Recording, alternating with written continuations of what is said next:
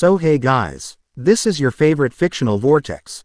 So in this video, we will see what if Naruto was the son of God of destruction and darkness god. But before we start, remember to subscribe and like this video. Now let's start. Darkness surrounded him everywhere as he walked down a corridor he had come to know in these past few nights. Making his way slowly as torches burst to life on either side of him, slowly illuminating and driving off shadows. Soon he came to a large circular room. Walls made of well-lined were decorated with velvet drapes. A single red carpet stretched from down the long corridor, through the room, and up a flight of stone steps that stopped short of some oddly shaped stone door. Great torches were lit aflame at the entrance of the room, at the bottom of the steps, and at the top of steps near the door. Uzumaki Naruto cast a cautious look around before he walked further in. Each step he took was soundless as he came to the bottom step. Then a noise, foreign to this quiet, yet recurring dream, resounded. It was the sound of stone grinding against stone. Naruto looked up towards the door. It was slowly, almost painfully, sliding up, revealing a dark shadow of someone standing within intensely bright light. Naruto had to shield his eyes before calling out, "Who are you?" The person seemed to have just noticed Naruto then. A smile crossed their face and their arms folded behind their back as this person bent down a little in an almost childish manner. "There you are. I'm waiting for you, Uzumaki Naruto." "What? Who are you? Why are you waiting for me?" A small laugh was he heard as the shadow simply said, "Come back soon, okay?" Then everything simply went black. Naruto opened his eyes as his alarm went off. He lifted his face out of the pillow that was matted with his cold sweat. Finally catching his breath, he reached out and turned it off. He wiped the sweat that had matted his forehead with the back of his hand and muttered, "Damn it, so, you're finally awake." Naruto lifted his head and found Orin leaning on his bedroom door. "Orin." Naruto wiped the sleep from his eyes, stretching his muscles as he got out of bed. "Where have you been?" "Around," he simply answered. Orin was something of a guardian to Naruto, a surrogate father of Naruto's after his mother died and his father disappeared in thin air. That was 10 years ago at least, and the last thing Naruto remembered was living on a tiny island with his sick mother covered with wildflowers and sea water. Orin never spoke much or about why his father left his mother, but he hated the man nonetheless. Pushing up his dark shades on his nose, the man strode across the room, grabbing Naruto's outfit from the closet and threw it to Naruto. "The game starts soon, and your fans are waiting." At this, Naruto took his clothes and headed to the bathroom to change. All the while thinking about that dream he had been noticing that he had been having that same dream over and over for the last couple of weeks. And yet he could never understand it at all. Though he decided to push the thought away for a later date, tonight he needed to focus. Tonight was the ending of the blitzball season. The Zanarkand Abes versus the Zanarkand Dougals, and he needed to focus for tonight's game. After 5 minutes, the teen walked out of the room. He wore a high-collar shirt with no sleeves, black with a trim of white, black and white pants and black boots. His outfit was much different amongst the Zanarkand Abes, but he liked it that way. He wanted to be different from the sharp contrast to the bright yellow and black his teammates wore. The style made him stand out amongst his team. His white spiky hair that seemed to flop down his shoulders covered the left side of his face and his eye, keeping his right blue eye visible on the right side of his face. Orin noted that the boy looked a little like his mother, but didn't voice his opinion. Both walked towards the door and opened it. Upon opening it, they were both greeted by an entourage of fangirls, screaming and practically going batshit crazy, sucking in a breath, and knowing what's to come, he exited and gave them all a wave. Naruto signed a few autographs and took several pictures with his adoring fans before making a run to the stadium. All the while ducking and dodging fangirls aplenty. Guess this was the price of being well known as one of the greatest blitzball player in all of Zanarkand. And he accomplished it all in less than a year. That, in itself, was a feat, and he was damn proud of it. Though before he left his home, Orin told him that he wanted to talk to him about something after the game. Naruto was in the middle of a pre-game arm-ups and stretching when he heard the sounds of an incredible amount of water being gathered in one place. Fill the sphere pool in the academy. The roar of crowds in anticipation filled the stadium. A small smile crossed Naruto's lips as he began envisioning his and the team's victory. Orin walked until he reached a tall building that towered over the pier. So now the story is about to begin. The gray-haired man closed his eyes and sighed. I thought I'd have more time to train the boy. Orin looked out to the water. In the distance, along the horizon, the water began to bulge as something massive traveled just beneath the surface toward the glorious city that never sleeps. Naruto, I hope you're ready for this, Orin thought as the sound of the swiftly filling stadium not too far caught some of his attention. We have to be ready. The feeling of water in the sphere pool, the slightly muffled sound of screaming blitzball fans, and the sensation of adrenaline pumping through his veins was the best. The competition, the infamous Zanarkand Dougals, was known for their brutality and unmerciful beatings they handed their opponents each game. They slammed, kicked, rushed, and tackled almost every Abe unfortunate enough to get caught by them. Naruto dodged everything with unusual grace as he rushed a doggle, knocking the older, burly man out of the pool and into the stands. He smirked at the unconscious man and swam away. This action gave his team enough of an opening to score on the Dougals. The Abes were now one up on the team that received a lot of boos and jeers. Since most of Zanarkand's population was at the stadium, cheering on their favorite teams, nobody saw the monstrous creature rise of the water and hover over the pier. No one saw but one. Orin sighed in frustration as he made his way back to the stadium to pick up his charge. It's here now, he thought. It is almost time to go. The clock was ticking away the remaining time as Naruto formed his team those signs to pass him the ball as he started to wind up his trademark sphere shot. The Doggles, recognizing the Uzumaki boy's special shot, they all refocused their attention on him and tried to stop him. The Abes blocked off the Doggles as they surrounded their star player, forming a defensive ring. The white and blue dimpled ball shot out the top of the sphere pool, followed closely by Naruto. He was performing the backwards flip that would bring his foot slamming into the ball, but his attention was brought away from his intended target when he saw it. On the other side of the city, near the pier, a large something hovered poised looking directly at him. Naruto gasped. The watery bubble surrounding it ripped before 4 bullets of energy shot into the city. Each one burst one building after another before hitting the grounds near the stadium or different parts of it. Explosions erupted and rocked the city as every building hit toppled and caved in on themselves. The pure energy that held the water within the sphere pool dispersed and the water quickly emptied out onto the evacuating stadium below. Naruto's hand reached out and grabbed the ring of the sphere pool when he fell. As more powerful explosion shook the stadium, Naruto lost his grip and fell. Pain coursed through his body when he came to. Somehow or another the young Uzumaki had survived his fall as he sat up. Naruto grabbed his head as a throbbing headache shot through it. Shit, that hurt. The white-haired youth took a look around. He was soaked by water and surrounded by rubble. He slowly stood up, wobbling a bit but he was fine. He had landed near the entrance. He remembered being thrown when an explosion went off when he fell. He made his way out of the remains of the stadium, along with the rest of the surviving fan who were running past him. Naruto looked up and standing there next to a fallen wall, reading a little orange book as though nothing happened, was Orin. Orin, the teen shouted while walking over pieces of fallen rubble and debris and up to the taller man. What's going on? Orin simply looked off to the distance and began to walk. Come on, we're expected. Naruto blinked in confusion. What are you talking about? What do you mean expected? Orin didn't say anything as he led the teen away from the broken stadium and deeper into the heart of Zanarkand. Throughout the destruction and panic around, all but 2 souls made their way closer to the beast as waves of humanity rushed to find shelter from the monstrous creature that arrived just moments ago as it continued to destroy the city.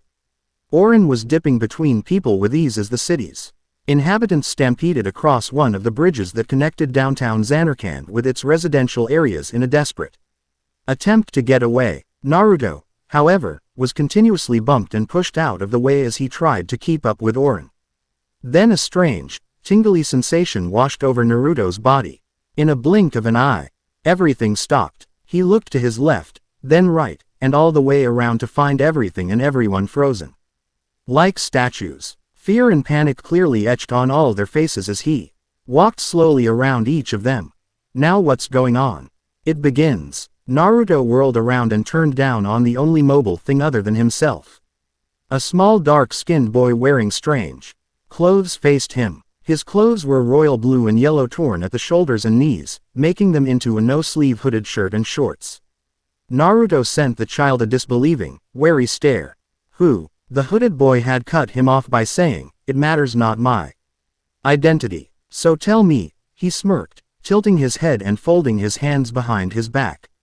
"Are you afraid?" "Who's afraid? Surely not Uzumaki Naruto." "What an outrageous question." "No way." "Good. You'll need a brave face for what's to come." With a snap of his fingers, the kid vanished and everything frozen was now moving. It was like someone had pressed the pause button on a remote and then pressing play again. Wah! Naruto turned around to look for the boy, but he was no longer there. However, he did see Orin once again. "Hey, wait," Naruto called before running after him. He caught up to the taller man, stepping in front of Orin. There must have been a million questions for him to ask. "Are you crazy? We can't go this way." Orin spared a single, fleeting glance towards Naruto before turning towards the offensive creature attacking Zanarkand while pushing his glasses on the bridge of his nose. "Look," the optimistic teen looked up at the said felonious monster. "We called it Sin." Quote, "Sin? What kind of name was that?" Orin gave a small nod before his eyes narrowed menacingly at the accursed monster. Zhu. Chi looking at it made the silent man see that Naruto could feel the vast amount of killing intent roll off of his surrogate father in powerful waves. Out of the water shield, something large shot Ou. Chi and lodged itself in the wall of a nearby building. Whatever it was, its long tentacle-like appendage writhed for a moment before its many glowing black scales shook themselves loose. Naruto watched Ed in horror as they hurtled down into the city. Some landed a few feet away from the duo. After landing into the ground, the thick scales opened up, like cocoons. Naruto noted that these creatures, whatever they were, came up to his waist. Were slimy, stood on tiny legs, and had viciously sharp claws. The screeches they made weren't very loud but still threatening as three approached the snowy-haired child. Naruto tried to swat at a few but found that they were the ones pushing him back. One tried to take a chunk out of him by using their sharp as swords scaly wings. Naruto backed up to avoid it, not noticing the small rock debris as he tripped over it and he fell on his butt. Orin simply sighed. Surely this boy knew better, right?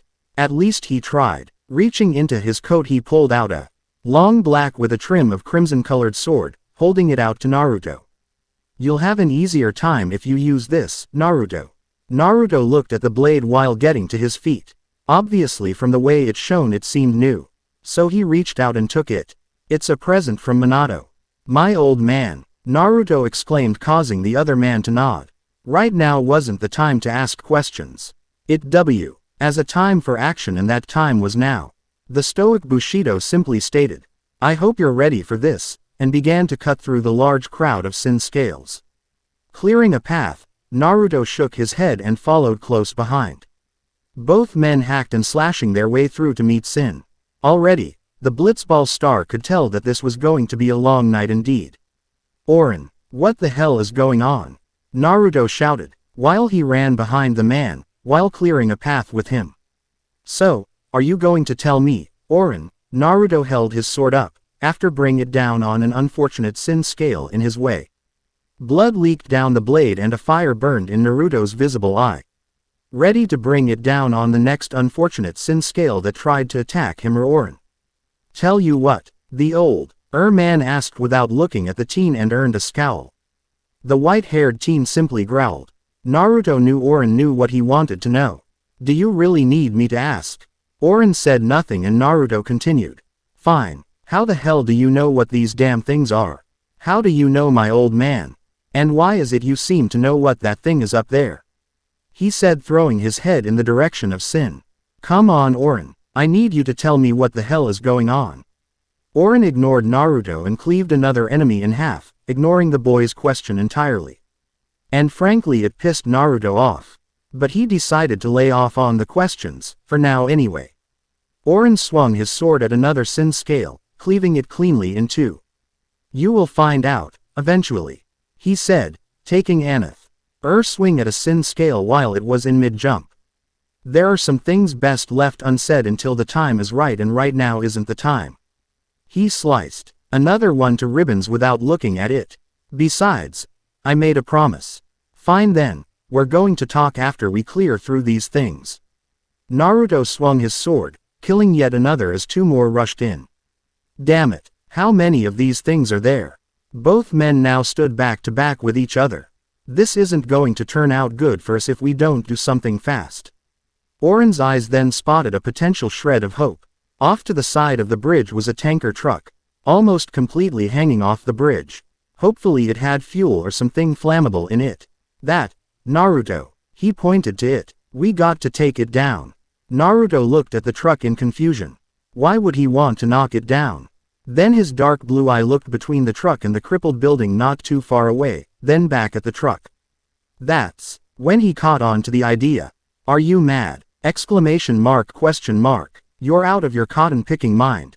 Orin grunted before running over to it, striking the electronic junction hook that connected the tanks to the truck.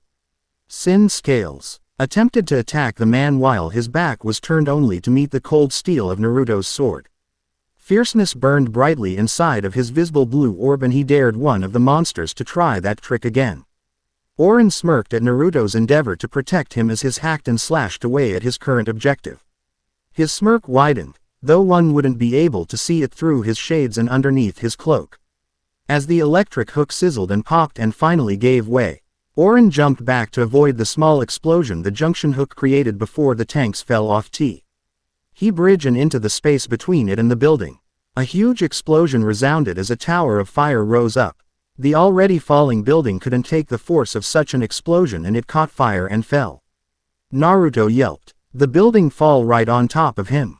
He ran out of the way, a second short of getting flattened by the crumbling structure. The hordes of Sin Scale, however, weren't very lucky, as they gave out final cries before they were all squished. Finally, the young Uzumaki thought to himself. The building had crashed through the bridge, sending more debris into the air. Come on, Orin called as he actually jumped onto the falling building. Naruto didn't even have time to think. His body just followed the gray black-haired man. Hopefully he knew what he was doing. Did he know what he was doing? Wait, what the hell am I doing? He thought to himself. Sharp shards of glass and fire blew up into the air beneath his feet. Naruto looked up to see Orin jumping back onto the broken bridge, landing onto a safer place. Now all he needed to do was match the man. Almost there, he chanted to himself. Then it was time to make the leap of faith. The sinking building was getting dangerously low before Naruto bent down. I gotta make it. Then, with all the power he had in his legs, he springboarded, pushed up and jumped. The flames on the building seemed to follow him as he propelled himself through the air. The sounds of the building blowing up underneath him rang loudly in his ears. He stretched his arms out as far as human anatomy allowed. For a moment, Naruto thought he wouldn't make it. He was relieved to be proven wrong when his hands met with cold, but very solid concrete. Naruto's body swung back and forth as his fingers dug in to find enough of a grip. He didn't dare look down to see the building he'd just escaped across meet its fate as it broke apart like a fallen jigsaw puzzle.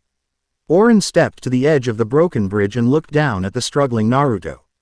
Orin, he called out for help. The bridge gave a sudden and violent jerk up. Naruto nearly lost his grip but held fast. Large chunks of building and debris was sent flying towards them as if they were being picked up by a vacuum. Orin, he called to the man a second time. The man wasn't even paying attention to Naruto, instead he seemed to be talking to Sin. Naruto didn't know what was going on now, nor did he realize when it hovered over to them until it was directly over them. Are you really sure? Then, as if hearing a silent yes, he nodded. Orin trailed to Naruto now, who had pulled himself halfway onto the bridge. The teen huffed and glared up at Orin for his lack of assistance. Now's the time, he said, bending down and grabbing the scuff of his outfit and raised him up high over his head. Naruto felt the air was leaving his lungs and gasped for air, but his body would not respond. Already his world was already going black, but he willed himself to fight his body's fatigue. It almost felt like Naruto was being offered to Sin or something, but Orin didn't let go, yet. This is where everything begins for you. Naruto's stomach fell when he saw Orin's mouth seem to be crinkle up, meaning he was smiling, or something along those lines. Definitely not a good sign. This is where your story begins, Orin simply stated as his feet lifted off of the ground. Naruto gasped when the gray black-haired man let him go. Together, the two began to float up towards Sin. He looked down at Orin, who was turning into a red blur. His grip loosened and he gasped a breath of air, right before letting out a scream as he was enveloped in bright light. When the light subsided, Naruto opened his eyes and found himself attached to a rock in what appeared to be a lake.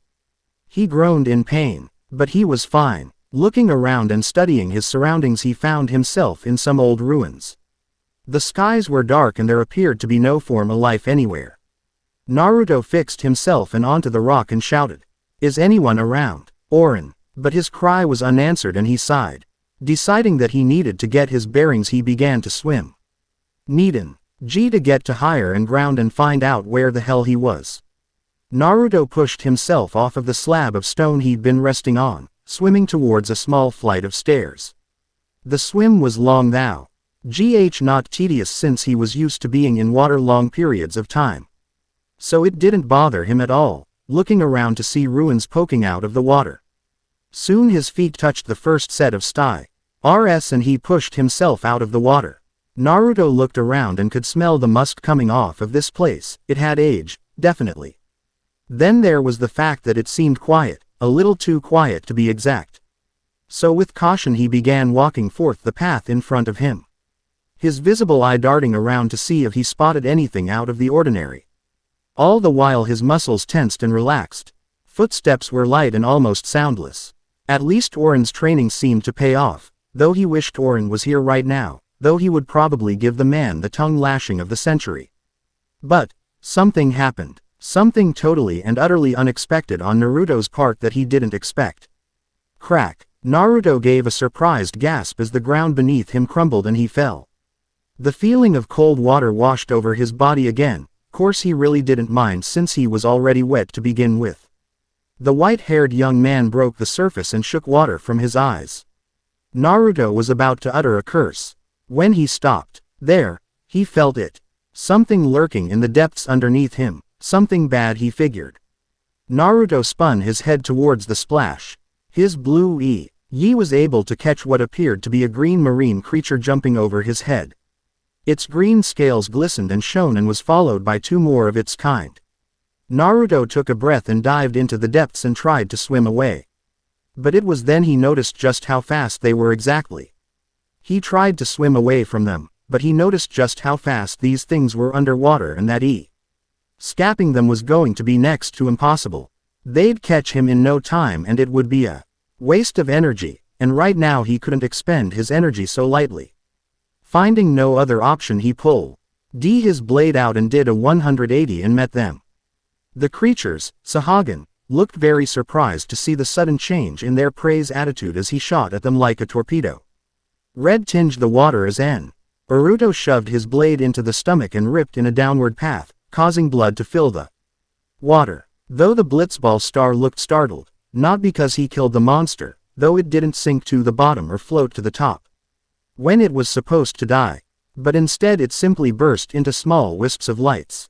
Though he was brought back to the real world when the remaining two monsters screeched loudly, charging at him with impressive speed.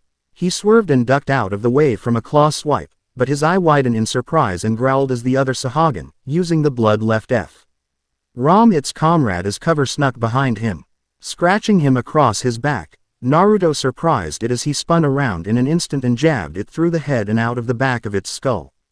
It didn't even have time to cry out in death and burst into light just like the first one. Though he didn't notice the small sets of glowing lights among the rocks, glowing bright red as a huge shadow lurked through the darkness. The blitzball player turned warrior held his blade with confidence, tensing his muscles in anticipation. Two done, just one more to go. Bomb. A larger, more dangerous predator came out of nowhere, swimming towards Naruto and the last marine creature. The Sahagan tried to swim out of the way, but was too late as it chomped down viciously on it, tearing bone from flesh. though it didn't seem to like the taste and spat it out. Then it turned its focus on Naruto, another viable meal. Oh fuck no. Naruto cursed in his mind as it charged at him with its mouth wide open. Naruto swam faster than a dolphin that had drunk a full cup of coffee, at the same time dodging and slashing at the monster along its back to intimidate it somehow.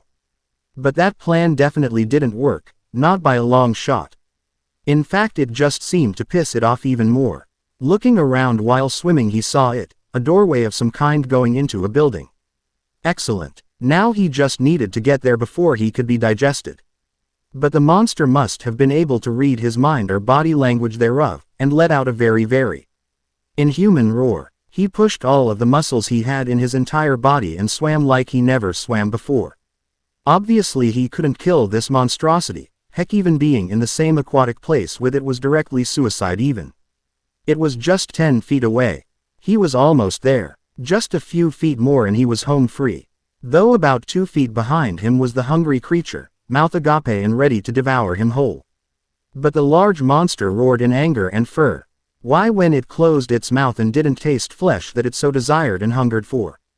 Naruto narrowly made it. Its roar of anger was so powerful that it sent the Uzumaki boy flying into the inner wall LLS of what appeared to be a chamber in his skull met hard stone.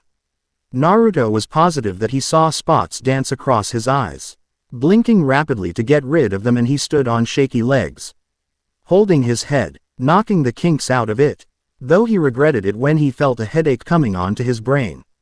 Though the beast refused to give up its meal and slammed into the cavern, causing rocks a ND stone to dislodge and barricade the entrance. He looked toward the entrance and sighed, but at least he was able to escape and took his time going through slab door.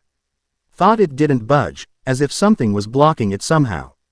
He gave it some more effort even though his left shoulder and back pained him, and got the results he desired. A sudden crash of thunder and lightning illuminated the dark room. The long and since forgotten ruins and the large pillars that were blocking the door rolled out of the way. Uzumaki Naruto walked in cautiously, taking it all in and looking around. His bright sapphire eye looked all the large room of some sort. He also noted that there was water pouring from the ceilings and towards the floor, pooling underneath his feet. A chill lashed against his still wet skin. He practically threw his arms around his body and shuddered. All F freeze if ID don't start. AF fire, he stuttered. Already, wishing he was in his comfortable bed drinking some hot chocolate tea with some marshmallows right now, but he pushed it away as a realization hit him like a Mack truck. Come on Naruto, get it together or you'll go crazy. Stupid Orin sending me to this horrible place. Naruto began his search of the place. A pile of old burnt wood caught his attention. Obviously the fire was used, though not recently. Maybe a few weeks ago, maybe a month or so. At least it told him that someone was here. But right now needed something to use to start a fire and decided to have a look-see. He rummaged through and fro the drawers through the second and soon came back with 2 pieces of flint, an armful of withered flower. Placing the dead bouquet on the dried up wood, arranging them so he could light them easily. Holding the 2 flints above it, he began to spark, roughly scarping them together, trying to get a spark. Soon Naruto found himself in front of a warm fire and yanked off his sleeveless shirt, seeing that it was in full taters and was utterly useless. A buzzing feeling was going in the back of his skull, and he didn't know what caused it.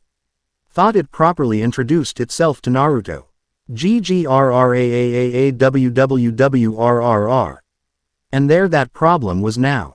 Naruto grimacked deeply as his hand went to his growling stomach.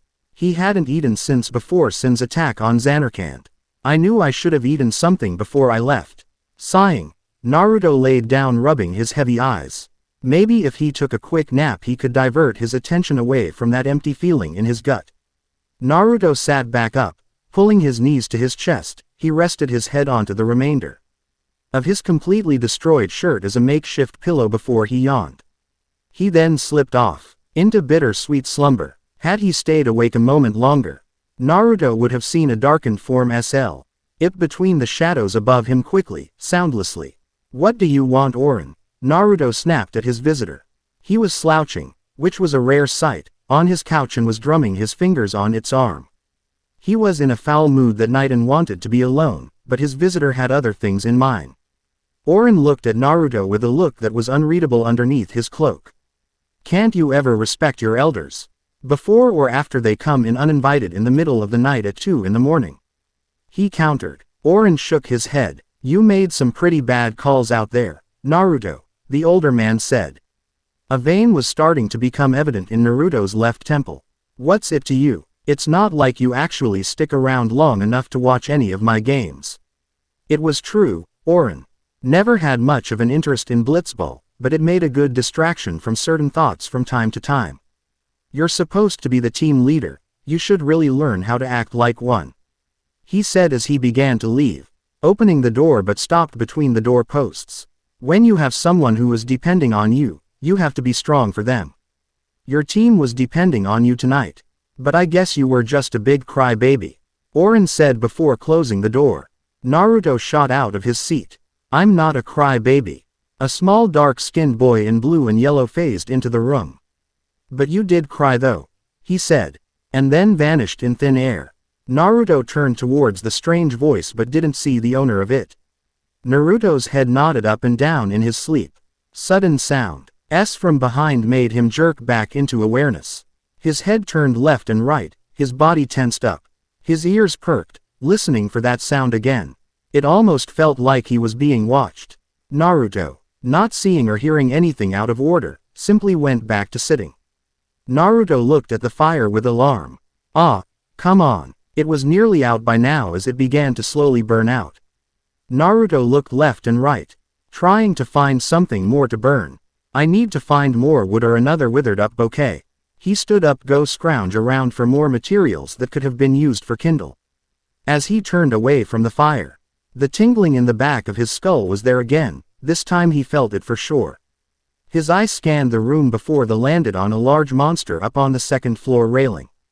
It was a click, and it watched the teen with wicked red eyes. The click stood poised on all fours.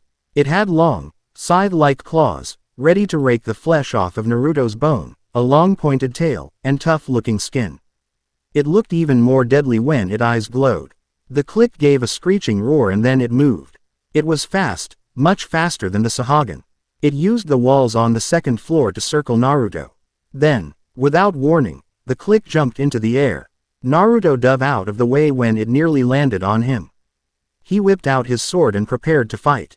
The click rushed forward, brandishing its claws and taking a swipe at him. Naruto blocked with his sword, pushed the click back and swung. The sword only seemed to nick the click's armor-like skin. Naruto swore under his breath. Not only was this thing agile, but it had a strong defense, and it barely needed any offensive strength with its claw. Naruto swung his again, this time missing completely when the click jumped back. It then rebounded and slashed at his face. Naruto ducked, but barely dodged it by the skin of his teeth as all it managed to cut was few stray hairs on the Uzumaki boy's head. Naruto got the necessary distance he needed with a few well-timed flips and acrobatic techniques on his part. He put up a guard with his sword and the click looked ready to pounce. Naruto suddenly found himself mentally thanking Orin for giving him all those lessons in swordsmanship and for having a flexible spine. The two were now facing each other in a standoff. Boom! Naruto watched as the Avi door flew through the air and smacked the wall. His attention then turned to a small group of 4 men and 1 girl, standing in the now doorless doorway. Each wore the most unusual clothes he'd ever seen. The men fanned out around Naruto and the click with raised guns. The girl then stepped up beside the teen while adjusting her arm bands. The girl gave Naruto a curious look through a pair of goggles. He in turn gave her a small smile which surprised her. Naruto's sapphire eye looked the mysterious girl up and down, taking in all her features. She wore a hot pink and pale yellow bodysuit with green straps, matching pink headgear, black fingerless gloves, and a pair of knee-high boots. She stood a head shorter than him, had a petite form, blonde hair that was cut short so that it didn't pass her ears, and from as far as Naruto could see, had pale, almost paper-white skin. Naruto kept his smile on his lips and said, "You're fighting with me. Now that's what I'm taking about," he shouted with enthusiasm. The mystery girl nodded once before sinking into a fighting stance and brandished a weird claw-like weapon at the click. Naruto grinned before raising his longsword at the ready. Let's take him down. Then, with a tremendous burst of speed, Naruto charged the monster with the girl close behind. The two quickly closed the distance between them and the click as Naruto swung his sword in a wide arch. The click, with all its agility, quickly jumped out of the way. This however left it open to attack as the second member of tag team fighters took advantage of its vulnerable underside. One would think with her small size that she wouldn't have the physical strength necessary to really hurt something like a click, however she did. With a viciously sharp clawed fist, she punched the creature back. Naruto came around her to press their attack with an overhead slash. His sword attack managed to slice through its thick armor-like skin on its shoulder and into softer flesh under it this time. The click gave a pained screech as blood flowed freely onto the floor. It shrieked again before swinging its talons at the teen Zanarkand. Naruto dived away to the side, completely avoiding the attack. His partner rushed forward, pulling back her arm and curling her hand into a tight fist again. The click swung its claw in a horizontal slash. Aimed at her neck, she ducked just in time, allowing her to get within its defenses. The pale girl delivered a strong uppercut to its maw. She pivoted around and followed through with a roundhouse kick, connecting the back of her foot with its face, and knocking the click senseless. The kick had enough power in it to send the click flying. One of the four men that accompanied the girl yelped when he saw the click being hurtled in his direction. He managed to move out the way seconds before the click impacted with the stone support beam behind him. There was a deafening boom followed by the sound of crumbling stone as spider cracks appeared out from where the click landed. Naruto noted that she was incredibly strong and the girl readied themselves again when monster quickly recovered and rose to its feet, shaking its head to focus its vision. Even though the click's face was so stiff it couldn't create a proper expression, that didn't stop the teen or the mysterious girl from seeing the angry, murderous glint in its red eyes or feel the terrible amount of bloodlust radiating from it. Naruto saw that it was aiming for his partner and got in his line of sight before it could attack the girl, surprising her greatly. Though he was rewarded with the air leaving his lungs, the sword left his grip and he found his body being driven into the air. The click moved with monstrous speed when it rammed into the teenager with a lot of force behind it. When he hit the ground he skidded a few yards before stopping, kicking up dust along the way. Naruto got up to his knees, his mouth filling with the coppery taste of blood. With his free hand he gently touched his ribs and hissed in pain. It was a wonder nothing broke. Shit, bastard hits pretty hard. The click wasted no time as it moved on to the girl again. It jumped up into the air screeching, extending one of its clawed arms while guarding its underside. After getting struck twice there, it didn't seem to want to give the girl another chance to hit it there again. The girl jumped back, avoiding the raking claws. The click rebounded from its initial attack and swung its heavy tail. She backed away from its swinging tail, distracted her just long enough for the click to take a swipe at her. She screamed in pain when dagger-sharp claws sliced through cloth and into her arm, leaving 3 large horizontal gashes. The girl fell back, clutching her bleeding arm. The click was about to pounce on her when a hail of bullets whizzed by. The click screeched in anger again and was now charging the nearest human with such blinding speed he barely had time to reload. The 4 men that came in with her raised their guns again, ready to fire off another round. The recovered Naruto stepped in the way of the click and caught its claw-like arms with his bare hands and growled at it. It roared in frustration as it tried to push him back, but he wouldn't budge at all. He knew that if he moved it would not hesitate to attack or maybe even massacre the group of people. The click couldn't use its tail since it couldn't reach around from how close he was to it. Naruto couldn't see the looks of surprise he was getting from the mysterious people, especially from the girl who he saved only moments. It just wasn't possible for a human to be able to hold off a fiend, much less be able to stand face to face with one. The girl simply looked on in shock and surprise as Naruto brought his foot back and slammed it into the monster's stomach, sending it skidding across the floor and crashing into a wall. Not wanting to waste any more time and not giving it a moment to recover, he charged and to everyone's surprise began to rain a hailstorm of lightning-fast punches and kicks to it. Each blow he made to the click made it sink deeper and deeper into the wall, causing everyone to look on in shock. All the while he was breaking through its thick hide and it began to crack, causing it to screech in agony and unable to counterattack at all. The unnamed girl looked surprised to see a complete, yet very strong, stranger, defend her and her companions so. "Oi, lady, I can't keep this up forever, ya know." The short-haired girl shook her shock away and nodded. Standing up, she fished though a small hip pack and pulled out a small round, green object. Naruto was starting to slow down suddenly. His muscles ached but he kept up the punishment nonetheless. Huff the click was able to see that he was running out of gas. With a screech it swiped him across the chest causing him to growl in pain. Though the click pushed himself from the wall and tried to force Naruto out of his way, but missed and screeched in anger as it was unable to move. Naruto held the click in a full Nelson from behind. It screeched and roared as it struggled to get free. But Naruto's grip just tightened. His muscles screamed at him but he fought against it. He wasn't going to let this thing go unless it killed him, and even that was going to be less likely. Naruto growled as he struggled to keep it still. Its tail jabbed into his side and he cried out in pain. But his resolve stood strong and he looked pleadingly at the unnamed girl. In her hand she was holding a small grenade, ready to pull the clip. Her eyes were hesitant, wishing for him to get out of the way. Catching onto her plan and having one of his own, he kicked the click's legs from underneath it, causing it to roar in pain as it landed on its sensitive stomach. Already the armor was mostly gone but he knew a way to finish it off quickly.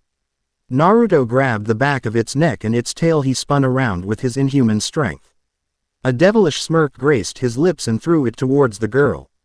Then he ducked and moved the hell out of the way when she threw it. It reeled and screeched as it tried to get its feet on solid traction. But by the time it did, its clawed foot stepped on the grenade and a split second later, boom! The beast was engulfed in red and blue flames, its roars and cries of pain echoed throughout the ruins. The witnessing people dressed in funny clothing took a few steps back away from the heat and debris flying everywhere. From somewhere inside of the ball of burning flames the click let out one final agonizing roar before falling to the ground. It too burst into bright lights like the other monsters before him. Naruto was beginning to feel his body scream again. He wrapped his arm around his body. Pushing so hard even when he was injured was probably a bad thing to do, but at least they were safe. Though he didn't notice that his wounds were knitting themselves together at an alarming rate. Though it didn't stop him from feeling the fatigue, he needed to lie down for a while. And his headache was coming back again at full force, and his body was on fire. Pain unlike anything he ever felt coursed through his body, and he made a sound that didn't sound human. He couldn't even begin to describe what the hell was going on with him, but he really needed to lie down. He simply slumped on a wall behind him and sighed wearily, wanting to get back to sleep. Naruto's eyes motioned over to the girl who stood there watching him. After a moment of staring she took her goggles, revealing vibrant and rich green eyes. The girl him a small smile. He sighed in relief and was glad she was all right and so was her team. But right now he really needed to sleep. With a sigh escaping his lips he slumped to the floor ready to take a long nap. Fatigue plagued his body and he needed relief. Though he didn't see the four men he helped surround him, then he hissed in pain when a hand suddenly gripped his hair and yanked him to his feet. "What the hell? Stop it!" he exclaimed. The moment those words left his mouth 3 gun barrels were shoved in his face. "Fried EC Drek," one of the four men asked in a language Naruto had never even heard before. "Why fiend? Rasai Tukisa," another responded. "OAC, ed ECCU." Quote, despite Naruto's lack of understanding their words, body language was something he did understand, and from the way things were looking, it didn't look like things were falling in his favor. His brain was pounding painfully in his skull. The burning sensation was getting worse and felt so tired. His suspicions were confirmed when the one clutching his hair tightened his grip, making the teen cry out, and a dark-skinned man pressed a curved knife to his throat. Fa Gam Ed. Quote, he almost sighed in relief when the girl suddenly spoke up. Fried EV Ed EC Risai. Quote, the one with the knife twisted it away from Naruto's neck and pointed at her. Not in a threatening way though, simply as if to make a point. Draoyna draw Sisich Tater. Quote, the girl placed her hands on her hips and said, Evanped Ed. Fa Pook Ed Fedric. Her green eyes drifted over to him before she came close to him. She nearly winced at the pleading look that he gave her, but she brought her mouth to his ear. Kuno. She breathed into his ear, causing him to involuntarily shiver. But it didn't last long.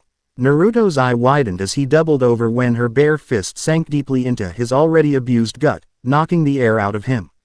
He dropped to his knees before falling over, clutching his stomach. His world became nothing more than a blurry double vision as he watched the girl watch him go down before turning and wailing away. Then he was submerged into the realm of darkness. Naruto groaned slightly as his awareness slowly came back to him. The sounds of water rolling and the smell of the sea affected his senses, as if the world moved in a sort of swaying motion. A breeze ruffled his hair and clothes, bringing the familiar scent of salt water to his nostrils. Naruto sighed a little at the coolness around him. Slowly he opened his eyes. To find himself lying on cold hard metal, his legs and arms felt stiff. Not exactly the best way to wake up after going through so much in such a short period of time. Pushing himself to a sitting position, he decided to get a good look around. Not only was it still night, but now he was trapped in the middle of the sea with a bunch of people, whose language he barely understood. Not only that, but they took his sword and other things he picked up. A growl escaped his throat when he remembered how he saved that girl and her team. And what did he get in turn for compassion? He got slugged in the gut for no reason and was kidnapped. Finally, when colors seemed to come back to his blue eye, his brows narrowed and in frustration he slammed his fist into the ground. That girl better have some damn good answers or there was going to be hell to pay. Sensing sudden movements from behind, one of the two guards that were on deck turned to the white-haired teen to rise. Seed, Libdajega, the Gwar, D shouted while slamming the butt of his rifle into his stomach, throwing him down in the guardrail of the ship. A growl escaped Naruto's throat, sending shivers down their spines, and without warning, Naruto sent a powerful backhand blow to the guard that hit him, lifting him off of the ground and causing him to slam into a container. Spider-webbed cracks appeared when he slumped down the ground and groaned in pain. Damn it! Naruto sent him a death glare while baring his teeth, showing pronounced canines. Don't hit me for no damn reason. Who's Sujake? Rain. Naruto was suddenly looking down the barrel of the other guard's gun. The bayonet inches away from his face, shouting in the same language he couldn't understand. His fist clenched and his body shook with anger, mind rapidly going veer about 10 different ways he could take this guy down. All of them including deadly and lethal force. Orin made sure to pound into his head self-defense and other methods of protecting himself. At that moment, on the opposite end of the deck, a heavy metal door slid open as 5 more people walked out. Naruto could see the girl that knocked him out, and he seethed at the memory. She had fallen in step behind a young man around his age, a year older perhaps. He wore a black and white sleeveless suit with blue straps crisscrossing here and goggles that were pushed on his forehead and a pair of short boots. And like the girl behind him, a pair of goggles pushed to her forehead. The man wore a scowl on his face that would have rivaled his on his worst day. Then Blitzball Star could tell this guy was the leader of this group, and instantly he didn't like him. While one of the guards kept his gun on Naruto, the other, who had crumpled to the floor, caught his bearings, got up to his feet and held his gun at Naruto, all the while saying something to his boss. Judging by the way the man looked at him with furrowed brows and hardened eyes, it wasn't very good news. The girl came around to Naruto, and apologetic look was in her eyes as she pulled him up and pinned his arms almost gently behind his back. The man then dug into his back pocket and produced a pair of goggles. Then he gestured for Naruto to take them, and if Naruto was reading his body language correctly, he believed he was to jump overboard into the water. He sort of picked up on it, but wasn't really sure exactly what he was supposed to do after that. Looking quizzed at him, he scratched the back of his head. The teen frowned at Naruto, his brow twitched in annoyance. "Tu we hud cbayg?" He questioned and repeated his earlier actions. Naruto narrowed his eyes and said, "I don't understand what you saying." Ekamhala. A gun butt found itself in Naruto's forehead. He was dazed and a small trail of blood leaked down his head. A feral sound escaped his throat and he gave a pointed look at the one who attacked him. The girl looked at where his hand braced on the metal bar, surprise danced in her eye. When she realized that Naruto was crushing it underneath his grip. Dear Yevon, she thought to herself. Quickly she swatted the weapon away from Naruto with a fried, before turning to Naruto. He said you can stay if you work. Naruto's ears caught what she said fluently, it was actually English. Her words were soft and optimistic. Turning to the girl with surprised her said, "You understood me," she nodded. Then pain blessed the back of his skull. Okay, enough was enough. Naruto yanked the rifle from the man who hit him, and then with a growl he promptly bent with into a pretzel with relative ease. Everyone gaped as he threw it back to him and simply replied, "All right, I'll work, but if someone hits me again." He motioned his head towards the rifle. "They're going to end up like that rifle over there, understood?" At this everyone simply shivered. He turned to the girl who spoke to him. His eyes softened and she gave him an apologetic smile before translating for her comrades. Quick. Kaylee, they got the message and told them his decision. "There are some ruins down below us. Our duty is to go down, dig it up and salvage something important. There's still some power left there, so we'll have to activate it before we start excavating what's there," she explained as she handed back all of Naruto's personal effects they had confiscated. Naruto nodded before taking his stuff from her. Understood. Quickly he strapped on his stuff, though he frowned when he realized that he didn't have a top to wear. Though he didn't notice the girl, underneath the mask, she was blushing heatedly. She watched as his muscles clenched and relaxed, like a cat ready to pounce. Naruto quickly jumped to the rail and did a handstand with ease, balancing on his fore and middle finger, giving her an acting foxy grin that held warmth and comfort. "So are we going or what?" Obviously he was very fit and flexible to boot and did a beautiful swan dive into the water, earning a small splash. She looked over the rail. Naruto was calling for her and for some reason she found herself smiling, and she turned to the other 4 men and told them that she would be gone for a while. Slipping on her goggles she plunged into the sea water. The swim down went fairly smooth as they descended deeper into the unknown with only 4 overhead lights to guide their path. Along the way there did meet a small about 4 of some flesh-eating piranha. They were quickly dispatched before any real harm came to them. Just a little further down, Naruto could make out dim red lights and the silhouetted form of a large collapsed building that, oddly enough, looked similar to the ones found in Zanarkand. The very thought made him a little nostalgic. He was so deep in through that he didn't notice that the had made it to the ruins until he felt someone tap his shoulder. He turned to see the bilingual girl point to an opening, pulling at his arm to follow her. With a nod he swam with her inside. They both found themselves in a small room. In front of them there was a large panel that whirred and seemed to have some power. Inside of it, since the lights flickered on and off, the girl swam up and started typing away at the touch screen. After a moment, the door that was connected to the panel began to open, but there was a horrible groan of metal and it only opened to a few inches apart. She typed into the panel again, but there was no luck. Naruto swam to her and pulled her behind him. He braced his hands on the inside of the metal doors and began to pry them open. She watched as the muscles on his back and hips seemed to flex, tighten and relax with the effort. Already she could feel her cheeks redden at the sight. She wondered how such a lithe frame could possess so much strength and power. Obviously he was strong. If the bending of the rifle wasn't enough, then perhaps when he went head to head against the fiend was a true sight to behold. She realized that she never thanked him early and made a mental note to thank him when they got back on top side. Finally, after breaking her reverie, she realized the door was open. Naruto motioned for her to lead the way and she did. She inked as Naruto got in front of her into the next room. They made out inside of what looked like an observatory where they met more piranhas. Several quick slashes of his sword and a few clawed punches here and there. And the deadly little fish were reduced to nothing more but sushi. They continued on to what was supposed to be the power room.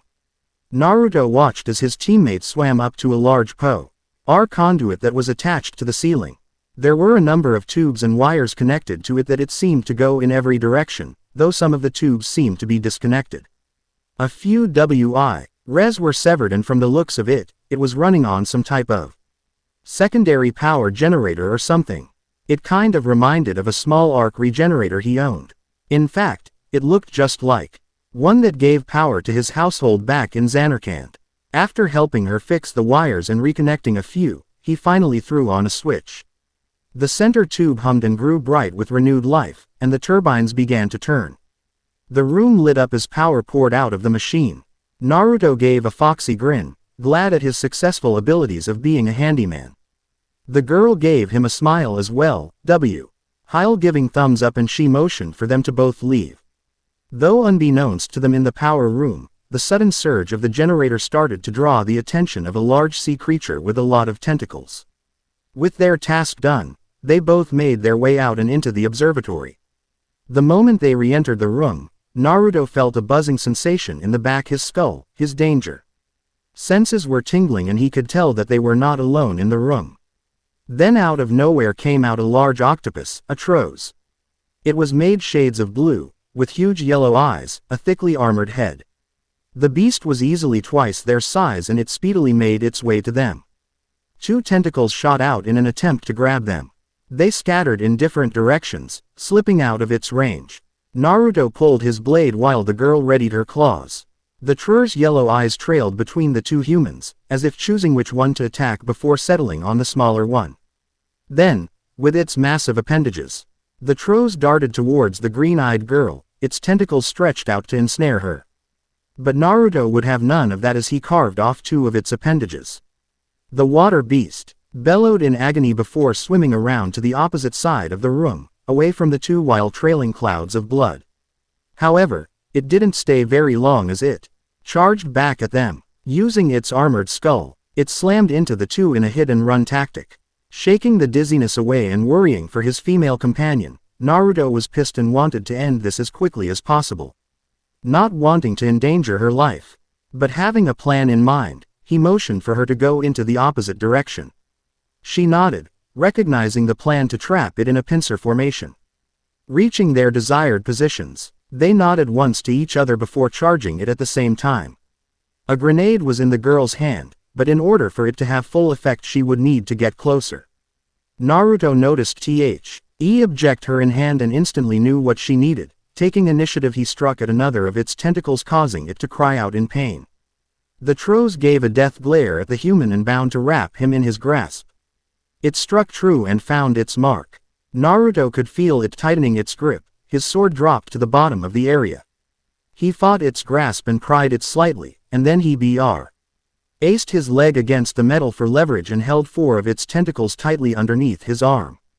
The girl sped in, not wanting to waste the opportunity that Naruto gave her, and sliced clean through 2 of them, leaving it with only 2 more. The Tros screeched and thrashed wildly, its eyes screaming bloody murder. It pulled free and slammed him into a column, almost knocking the wind out of him.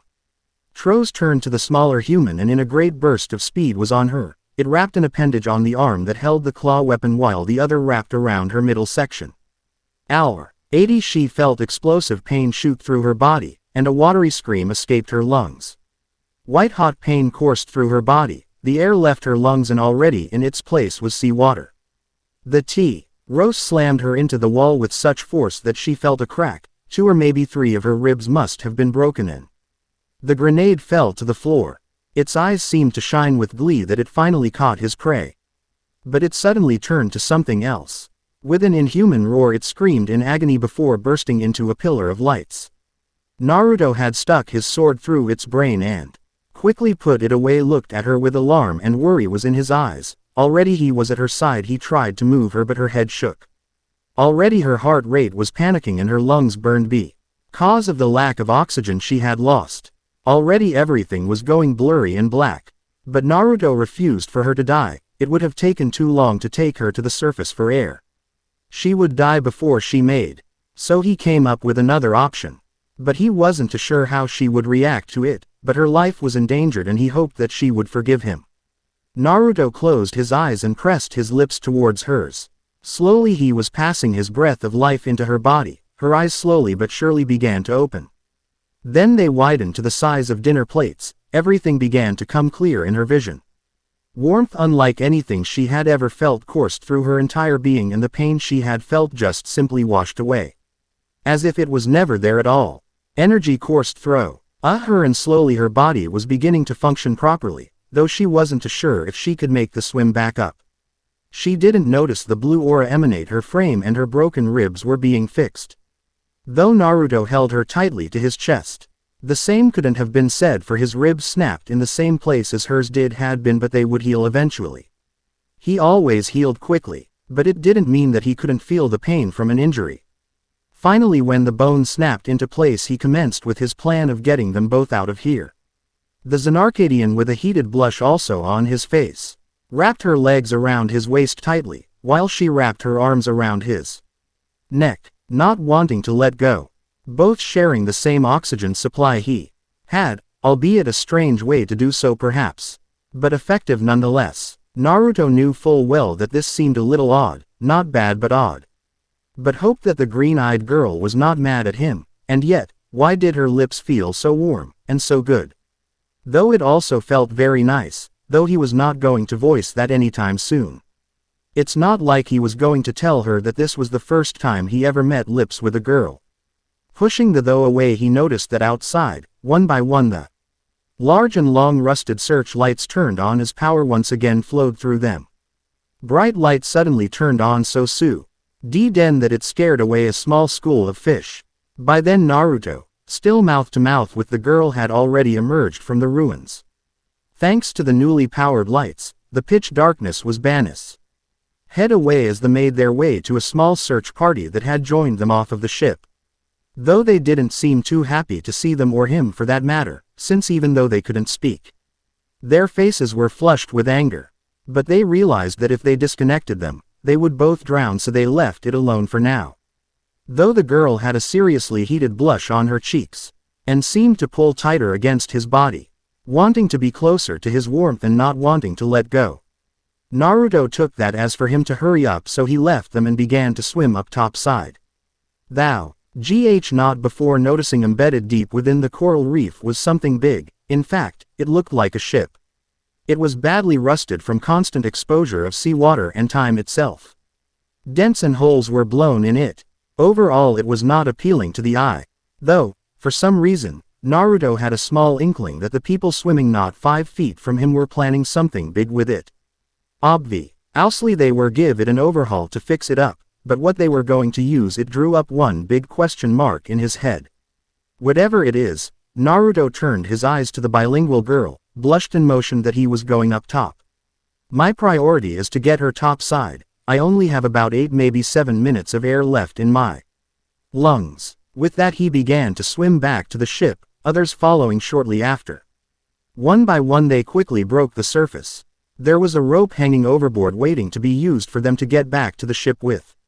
Though to her reluctance Naruto moved her lips from hers, allowing her to gulp in air. Her face was flushed and she pressed her head into the crook of his neck while holding on to dear life. She wrapped her arms around his neck and thighs around his waist, and he pulled the both of them up. Though parts of her body felt like mush, lead and heavy. Had it not been for his arm comfortably wrapped around her waist, she was sure that she would have fallen off back into the sea. With each tug and pull she could feel that he was being gentle with her. Just being in this close proximity of him brought warmth that she had never known in her entire life. Though Naruto felt that she shivered, thinking that it was probably from the cold air stinging her sharply after being in the water for so long. But in essence, it was really a shiver of delight and lust unlike anything she had felt, though she had to tighten her legs occasionally to quell the feelings. If that wasn't an indication, then maybe the way she chewed her lips was, though he didn't see it. After Naruto helped her to the guard rail, several of the men went to assist her. Pulled her over the rail and led her towards the metal doors, not even giving a glance over to the Zanarkadian. Finally being free of the water, he shook the droplets off of him. Finally he was able to stand on solid ground, air, metal. Behind him several of the men dressed in strange clothing came up. They seemed to chattering excitedly. All the while heading towards the door, probably to get something to eat, though when he motioned towards the door a man turned to Naruto and pushed him away. The metal door slammed in his face. Naruto sighed defeated before walking over to a bunch of stacked metal cargo that had been tied down and covered. Truth be told, it didn't matter if they trusted him, one way or another. He slumped down to the cold metal deck and leaned back and closed his eyes. His mind wandered to what he did to the girl underwater. He knew that it was a dire situation. If she didn't have air, she would have died. But why did his face heat up from the sensation? His hand traced his lips and felt the warmth there, or at least a phantom warmth of her lips anyway. Looking into the sky, he could make out the stars. He closed his eyes and sighed. Maybe if he slept, the hunger would go away. He only slept for about 2 hours. Every now and again the beast in his stomach simply growled in protest. "Dear God, I'm so hungry. I feel like I'm gonna keel over," he spoke to himself. Though his ears picked up soft footsteps and turned to the noise. Naruto turned to see the girl he was with earlier. Instantly his cheeks betrayed him and was filled with red as he moved his face away. She saw this and her cheeks filled with red also. The memory of their lips pressed together caused her to fidget where she stood. Quickly remembering why she came up, she placed a tray of food down in front of him. I wanted to thank you for saving my life." Her cheeks were blood red as she said the words. To Naruto, he was greatly surprised. Maybe she wasn't mad about the situation below the sea, but the aroma of the food was so seductive to his senses, so he gave her a heart-stopping smile and a word of thanks. Sitting up, he placed the tray into his lap, picked up the fork and began to eat. To his surprise, it was really good, and so he dug in. The girl couldn't help but giggle at his enthusiasm. And it was so cute to see someone so appreciative of her cooking. A feeling of calm, peace and tranquility filled her being, and she felt extremely comfortable around this Naruto. So she sat down next to him after he was finished, and he sighed in content. The childish light danced in his blue eye and she couldn't help but giggle. "Thank you so much for the meal," he replied with a slightly bowed head and flashed another smile, causing her to melt in her place. She could not deny that he was very handsome, and he smiled at her seemed to make her burn with heat. Then a contemplative look came to his face. He tilted his head while putting his index finger underneath his pouted lips. Yevon, he looked so cute when he did that. "So, would you kindly tell me your name?" "Oh, I'm sorry, I should have introduced myself from earlier on. I'm Riku." She gave a small smile and her body shone with optimism. Naruto found it comforting. At least she didn't hit him when he voiced how he felt.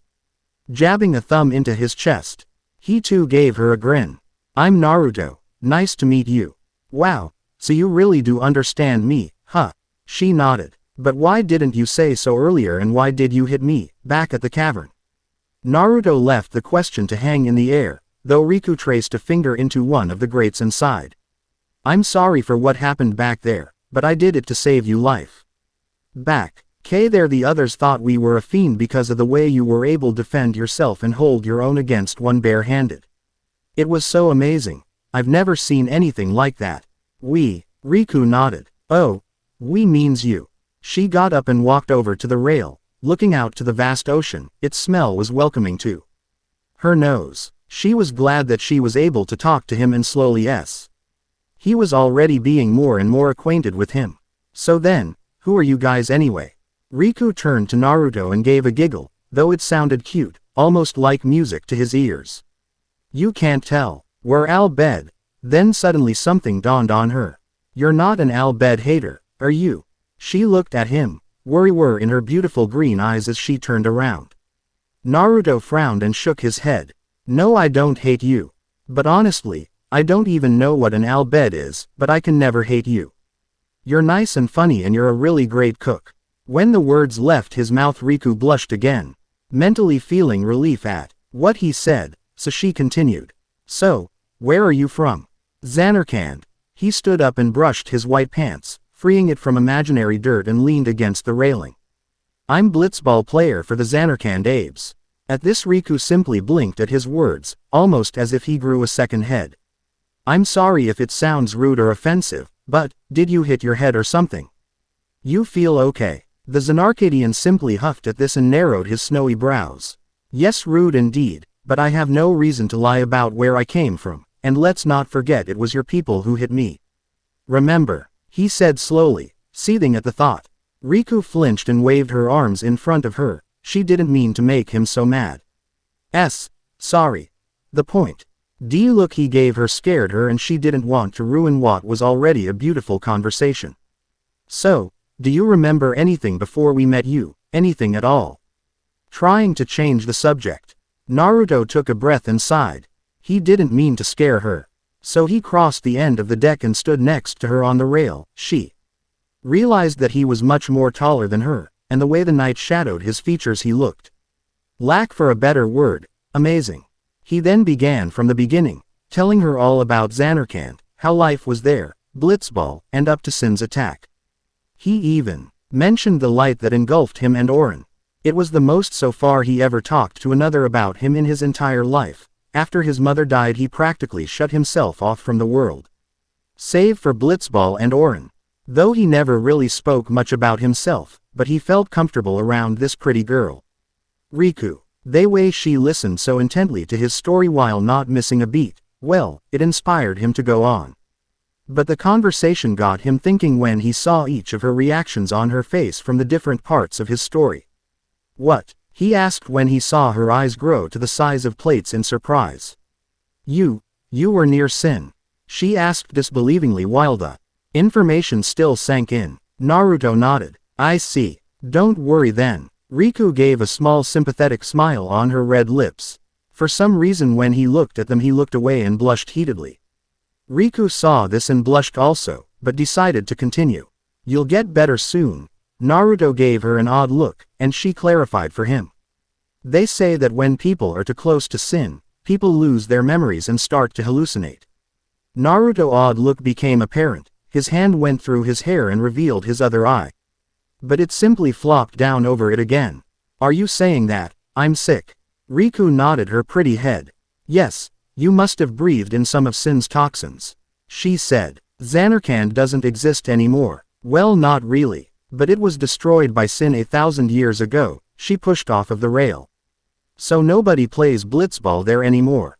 Now, Naruto was the one without words. He could handle the part about Sin destroying Zanarkand. He was there. It was her last few words that hit him cold, like a slap to the face. 1,000? No. He looked the smaller girl in the eye. There's no way. I saw Sin attack Zanarkand. It couldn't have been that long ago. Sin came, attacked Zanarkand, and took me away less than 24 hours ago. Riku looked at him sympathetically again. She could see that his visible eye seemed to water slightly and she placed a hand on his shoulder in sympathy. He couldn't believe this. Was this some type of sick joke or something? Deep down he knew it wasn't and that's why it hurt so much for him to accept it. Naruto fell to his knees, placing his hands on his face and began to cry. The Bhed was greatly surprised at the emotions he displayed. He seemed to truly believe his own story, and Sin's toxin seemed to have afflicted him severely. So why did she find herself kneeling next to him, embracing him warmly and whispering words of comfort and encouragement in his ear? She didn't know, but she didn't like to see him sad. She didn't mean to make him cry, but could he be telling the truth of it all? Naruto didn't like the type to lie and make up something like that, so she wiped the tears from his eyes and gave him a smile, wanting to cheer him up. Then a thought came to her. You said that you like to play blitzball, right? Naruto's head nodded numbly in her chest and he looked at her. His eye was puffy and slightly red. Maybe you should try going to Luca, she suggested, helping him up on his feet. Luca, yay. There's a blitzball tournament coming up and a lot of people are going there. Maybe there you'll find someone who looks familiar. Okay. Naruto thought about for a moment, wiped his face and forced a smile on his face. Why not? I guess so. At this he embraced her tightly against his chest. Riku looked surprised as he lifted her off of the ground, like a child would an empty cardboard box. She could feel his heart hammering away in his chest, the slight shallowness of his breathing she could feel on her skin. It sent delicious chills down her spine and she was surprised when he whispered. Thank you, Riku. The words came out thick, and she couldn't help but sigh in his chest. His scent and warmth felt amazing to her senses. At this she nodded and embraced his as well. Then he placed her down on her feet while her face seemed to blush intently at the action. Her heart also seemed to race and she felt a longing for him, somewhere deep down for this boy, this man. Again she smiled. Okay, I'm going to go tell the others, okay. Naruto gave a nod and scratched his head sheepishly while sporting a grin. She turned and walked towards the metal doors that led to the lower decks of the ship. But stopped short and turned and ran back to him and planted a soft kiss on his cheeks. He blushed again as he looked at Riku, who was also blushing, but looked sort of serious at the same time. Oh right, one more thing. For your own safety, don't go telling people that you're from Zanarkand. People believe it's a holy place and it would upset people, okay. With that Riku gave him another kiss on the cheek and ran off, blushing the whole way. At that moment Naruto felt like the luckiest person alive. His hand trailed where that girl kissed him. Feeling the warmth resonating from her action, and he sat to where the cargo crates were. He leaned back and sighed. The feeling was unlike anything he had ever felt. It was just like the way his mother kissed him, with all the warmth and affection. But could there have been something deeper there? Something more perhaps? Naruto didn't know. But he treasured the moment and held a smile on his face as his sapphire twinkled with giddiness and delight. Finally things seemed to be turning around, but he couldn't take from his mind that Sin seemed to have done. Here he thought and simply believed that Sin just transported him to some faraway place and that he could get back without too much of a hassle. But he didn't expect Sin to play leapfrog through time, though now getting back seemed like a distant dream and it did make his blood boil. But he decided not to give in to his anger. With that he folded his arms behind his head and sighed. Then a loud groan and screech of metal resonated in his ear. Naruto found himself pinwheeling across the deck and slamming into the rail. Some of the Bhed came to see what had hit them. Among them were Riku and that guy who Naruto seemed to dislike, though he rubbed Bhed the back of his head from the discomfort of the impact. Then a giant wall of water rose out of the sea, as though something detonated underneath the water. But the wall didn't die down, it only rose higher and seemed to head for the ship. Sin, one of the men exclaimed. Naruto turned towards one of the Bhed who was looking out at the towering water. Sin Lusa, another yelled. The bald man rushed to the rail and shouted, "It an IC. By then the water tower crashed down upon them. The Bhed managed to hang on to something to keep them from being swept into the sea. Panic filled them, but they hung on. But someone wasn't so lucky. The water crashed directly in front of him and washed him overboard. Everything seemed too moved to a crawl as Naruto watched as Riku ran to the rail and tried to reach for him in time, but she was too late. She watched in fear as he fell down into the water. Terror crept into her heart as she watched Naruto being swept into the watery depths of a whirlpool created by Sin. A few moments later, Naruto was lost to the cold sea. The Bhed girl slumped against the rail. Her green eyes were wide and looked unable to grip the reality that the one person she genuinely felt something for was gone in an instant. Slowly she shook her head. Tears formed in her eyes and into the darkness she wailed aloud for all of Spira to hear. Naruto opened his eyes to find himself standing in the swirling maelstrom of darkness.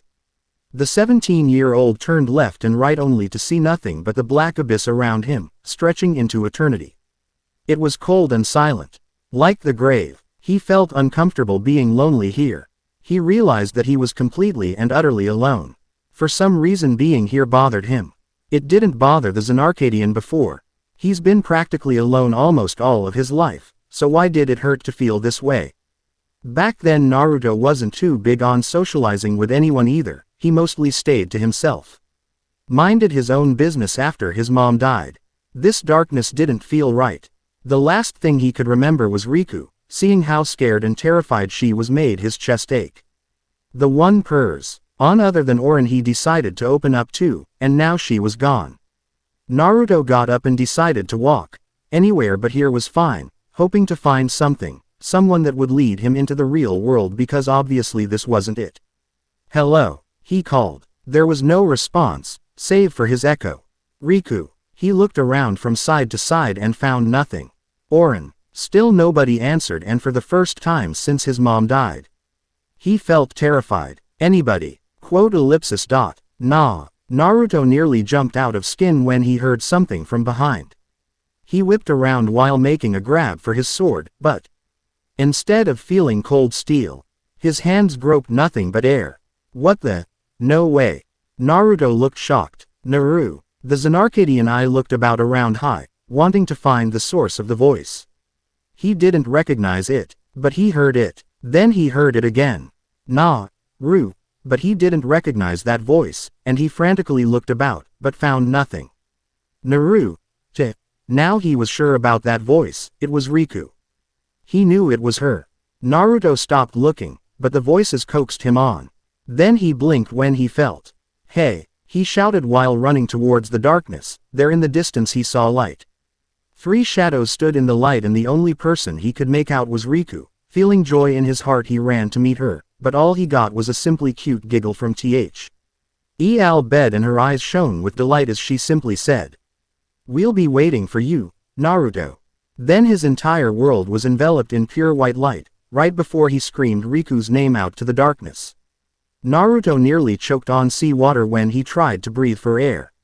Salt from the sea assaulted his nose and eyes when he opened them, making them sting slightly. Naruto kicked his legs as he made his way back to the surface. Naruto gulped fresh sweet air as his head burst out of the water. He coughed and sputtered the water out of his throat. Finally he was able to breathe properly. The Uzumaki teen wondered as he looked around. From the looks of it he was swimming in the shallow waters of the sea. The day was warm. A calm light breeze glided through the air gently. Looking down, he could see all kinds of exotic and tropical fish, the non-aggressive kind, of every color, shape and size swimming about leisurely in the little schools. Large corals reefs of pink, orange and red dotted the sandy floors every few feet. From the way the sun reflected, the water itself seemed to shine and glimmer with life, like shard of diamonds. The sounds of the waves breaking filled Naruto's ears along with the cawing of seagulls with blue stripes stretching far and wide. At least that giant Tem dumped me somewhere nice, but Riku, I hope you safe. Naruto thought solemnly as his chest seemed to have a weird ache deep down inside. He was so wrapped up in his thoughts that he didn't see the small white and blue dimpled ball speeding towards him. He felt a tingling in the back of his skull and moved just in time for it to land in front of him. What the heck? Naruto looked at the blue and white dimpled something, and a smile graced his lips. A blitzball. Naruto raised it a little and looked towards the sea at who threw it onto the beach.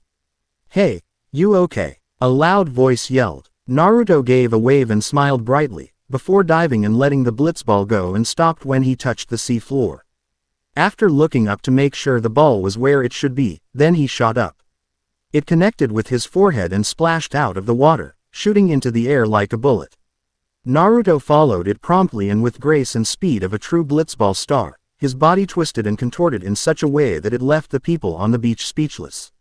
After performing the necessary corkscrew, added with a flip, he took aim and delivered an extremely powerful kick to the ball, sending it whizzing towards the people on the beach, though they were amazed that at the last second it veered off of course and went around them and flew into the distance, into the great unknown. Their jaws literally fell down. Shock and amazement filled their eyes. Were they actually seeing this properly? Naruto simply smiled and began to make his way towards the beach, but something to the right caught his gaze. He didn't know why, but something told him to go that way, so he followed his instincts. Then right there in the sand he knelt down and brushed where he was standing, and right there was some type of crest. On it was a blue moon. It looked old, but something told him to take it and he put it away for later. Maybe something special would happen if he took it with him, he thought to himself. Then he quickly made his way towards the people on the beach, though for a moment he thought he broke them, since they looked at him as if he was some type of ghost or something that was beyond the grave, but guessed that they were still shocked. Though after a long while of silence everyone seemed to crowd around him, and was abuzz with excitement, asking questions about that shot he just performed and what team he played. At that moment the tall man with red hair was finishing up talking with 2 unknown people who had popped up out of nowhere. There Naruto stood while scratching his head sheepishly while gauging everyone. If I didn't know any better I would see that these guys were a blitzball team. They all wore funny looking outfits that were yellow and a little brown with different colors, followed along with straps. From what he could tell, the guy with the red hair that seemed to be grinning up a storm was the leader, if by the way everything acted around him. What's up? Naruto greeted properly, while shaking the water out of his hair and body.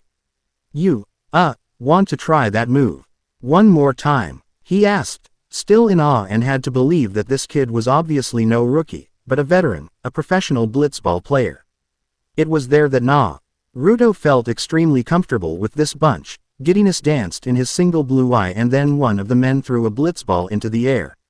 Naruto focused and closed his eyes, deep in those the ball landed on his forehead and bounced again into the air. It ascended into the air with a light thump and it was then Naruto opened his eye and flew into the air after it, and with a flip he kid the ball clear across the water with amazing dexterity and it swooshed cleanly across the ocean. Obviously judging by the way everyone was agape and whispered words like, "Whoa," and "amazing," they were deeply surprised. It was then that the leader simply folded his arms across his chest and simply smiled. "You're definitely no amateur. Who you play for?" he asked. "The Zanarkand Abes," Naruto blurted, then at this his single eye widened and he cursed mentally for the slip, and judging by the way they looked at him he realized his mistake. The man's eyes narrowed slight and asked, "What team you say you play for again?" Naruto was taken aback. Luckily he was able to rebound his mistake. I meant, forget that." Naruto waved his hands and his eyes shifted over to everyone on the beach, gauging everyone's reactions and coming up with a plan, and remembered Riku's word. "I got too close to sin and my mind is a little foggy. So I don't know where this place is, or where I came from." Naruto lowered his head and looked away ashamed. The Zanarkadian really, utterly and truly hated lying. He couldn't stand it because lies hurt people, but even though in this situation it was necessary, deep down it did hurt for him to lie, though he said nothing. The leader nodded in understanding. "Sin's toxin got to you, but you're still alive." At this everyone did a weird gesture with the hands. It reminded Naruto about something that he remembered seeing back home. It was the sign of victory, a bow that he knew by heart, and he wondered why were they doing it now.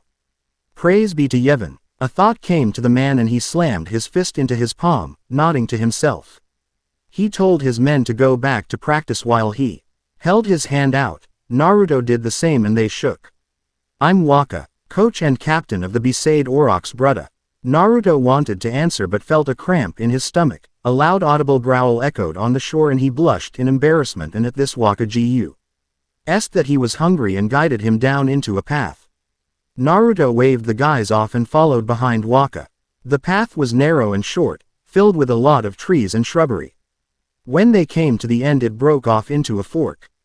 The left forced you to weave up and around half-buried ruins and the right led to a small cliff. It was about 8 to 10 feet above a winding lake. Waka turned off to the right towards the cliff's edge. Naruto walked until he stood just about the edge of the cliff. Amazed at the beauty of it all, Waka glanced at Naruto with a devilish smirk, and without him noticing he took a few steps behind Naruto, who was so busy looking over the edge. Then he faked a yawn and kicked him over the edge and earned a surprised yelp in the process, and he splashed into the water below. Naruto shook the water from his hair and glared at Waka, who simply laughed at the look on his face and was already in the water with him. Waka gave a wide smile at Naruto when he came up. This way. He swam off with Naruto behind him. They weaved through the ruin-filled waters, dispatching water fiends, a few piranhas that tried to ambush them. Waka, to Naruto's surprise, was a skilled fighter despite the fact that he used a blitzball and sometimes his fist. He was dexterous and seemed to have really good accuracy with the sports ball. By the time they had neared the end of he swim they came to a tall vine and leaf-covered rock face. There was a submerged tunnel opening in and Waka was going to lead them into it. Waka called out, "Hey, Naruto. Yeah, I've a favor to ask you." Naruto turned around and looked into his eyes and seemed to guess what the redhead wanted. Though the man scratched his head sheepishly and gave a small grin. "Since you play blitzball, I was wondering." Naruto cut him off saying, "You want me to play on your team?" Waka looked at the Zanarkadian and nodded his head. "I would appreciate it if you would." Waka pointed out and continued. "You see, There's a major blitz tournament coming up in a few days. Many from Spyro will be there, and I was wondering, hoping, that you could play for the Aurochs and me." Naruto turned to him and seemed to think about it. And Waka concluded, "Maybe someone might recognize you and you might be able to find you team, yeah. So what do you think?" Well, to Naruto the idea seemed sound enough and he didn't see any harm in playing, so he nodded and grinned with enthusiasm. "You bet, this year we're going to bring home the cup. I guarantee it." He flashed a grin and Waka in turn his. The man could feel that this guy, Naruto, was something amazing. With him on their side he could feel that trophy in his hands. No way they could possibly lose to anybody. "Alright, come on and follow me," Waka then swam into the tunnel and Naruto followed behind. Not long after Naruto and Waka reached dry land, the two hiked up a short mountain path until they reached the top. Naruto shook the water out of his hair and clothing as he stood next to an odd-looking black and gray stone. Waka walked over to a makeshift railing made out of short poles that had been hammered into the ground. Weathered ropes connected each of them together. "This is where I was born." Waka pointed down into a small valley at the base of the mountain. Naruto walked over and stood next to him. His blue eye looked down into the valley and looked at Waka for clarification. "I started playing blitzball when I was 6 years old. Then I joined the Aurochs 2 years ago. It's been 11 years since I aspired to be a well-known blitzball player." He stared one at his place of birth and memories coursed through his mind and he sighed. "Sadly though, even with my help, the Aurochs have yet to win a single tournament in years." Waka began to walk the dirt road and Naruto followed. "Lately though, I haven't been able to play properly because I have another job and I've been forced to split my focus between the two. My mind tends to wander because of this and I simply cannot be satisfied until I have achieved my dream, you know. Only then I can retire peacefully with no regrets." "Retire," Naruto said and realized something. "So that's why he's planning to go out with a bang." Waka nodded. "Yes, the upcoming tournament will be my last." "I see. So what is our goal?" Waka shrugged. "As long as the team can give their all and do their best, I'll have no regrets." At this Naruto rolled his eye. Could this guy be serious? Do your best? No way. He was going to change all of that. No. He glanced at Waka. Anybody can play their best, Waka. But in blitzball like the one coming, victory must be your key focus, otherwise your team will always lose," he said sagely. Waka stopped in his tracks and his eyes widened at Naruto's words. They held a lot of truth and weight in them. The islander had to take a moment to them over in his mind, and he barked in laughter before coming to a conclusion. "Yes, you're right, Naruto. We're going to win this year's tournament. With your help, I know we can win this." Naruto gave him thumbs up and flashed a smile. "No problem." At this Waka simply laughed at his good foe. Tune and continued the rest of the way towards the nearby village. After a few moments of walking, a voice rang out. "Hey you." The two were stopped by the pair Naruto remembered from earlier on. Quote, "You're the kid that drifted from the sea, right?"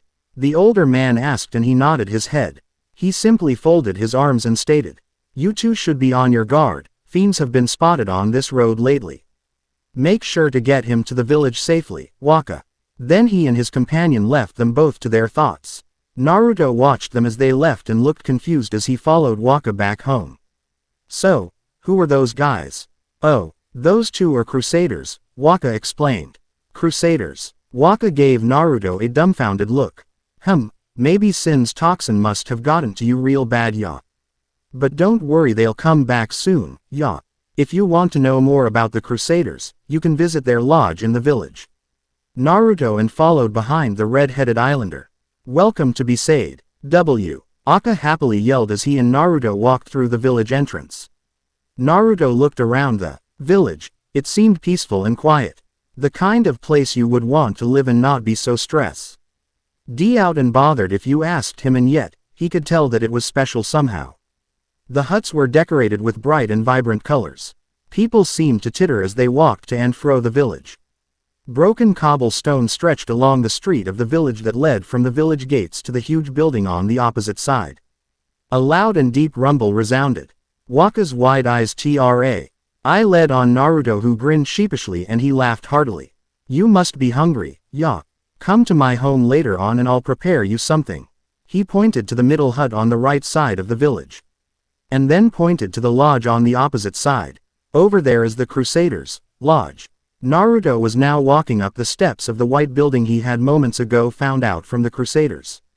Naruto had kept the conversation between them short, sweet and to the point. He had asked the two about what the Crusaders were and what they were all about, though it did earn him surprised glances and shocked expressions. Quickly he used the excuse Riku had given him about Sin's toxins, though he felt bad for using it. Their suspicious looks quickly turned to that of sympathy, even anger. And one of the men took it upon themselves and quickly summarized what their organization was all about. Though he was in disbelief about one thing, thought 800 years of fighting Sind and EY were still going at it. That was a very long time and seemed to yield no results, but he said nothing. Then the one with the red hair, who he assumed was the leader, suggested that Naruto pay a visit to the temple for help. Naruto walked through the large temple doors and found himself standing in a grand, circular room. The room was dim and the only sources of lights were the candles and torches that littered the place. Many were richly tapestries, curtains of different colors told different tales of the temple's history. The place was also filled with statues of deceased priests and priestesses around the room, praying. There were 4 large statues that were 3 times his size flanking the doors on the opposite side. One large door at the top of a flight of stairs of white marble. Stairs and 2 regular-sized draped doors on ground level. Each statue was of powerful men and women wearing traditional robes and tunics, holding different weapons like swords, lances and staves. But, above everything were 2 extremely tall statues that took up a good deal of the room's ceiling. One was a man in purple, blue and gold armor and the other was of a scantily clad woman with long white hair in black and blue. The most interesting thing about the temple was the moment he walked in, an eerie, disembodied voice of a young woman echoed everywhere inside of the temple walls. Naruto was positive that something about this song affected him. His headache was coming back and he shook his head to clear it. Weird, he had never felt this way before, felt so, he couldn't even describe it really. Naruto walked over to the large statues and looked them over. 3 were of men and 1 was a woman. Out of the 4 life-like stone creations, the one on the far right got his immediate attention the most.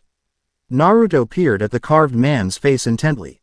He was handsome no doubt, and seemed like the kid of person you could be friends with, and the clothes he wore made him seem like nobility. Yet at the same time he seemed to radiate power and authority. Naruto simply smiled, knowing deep down that this was the type of person he could honor and trust.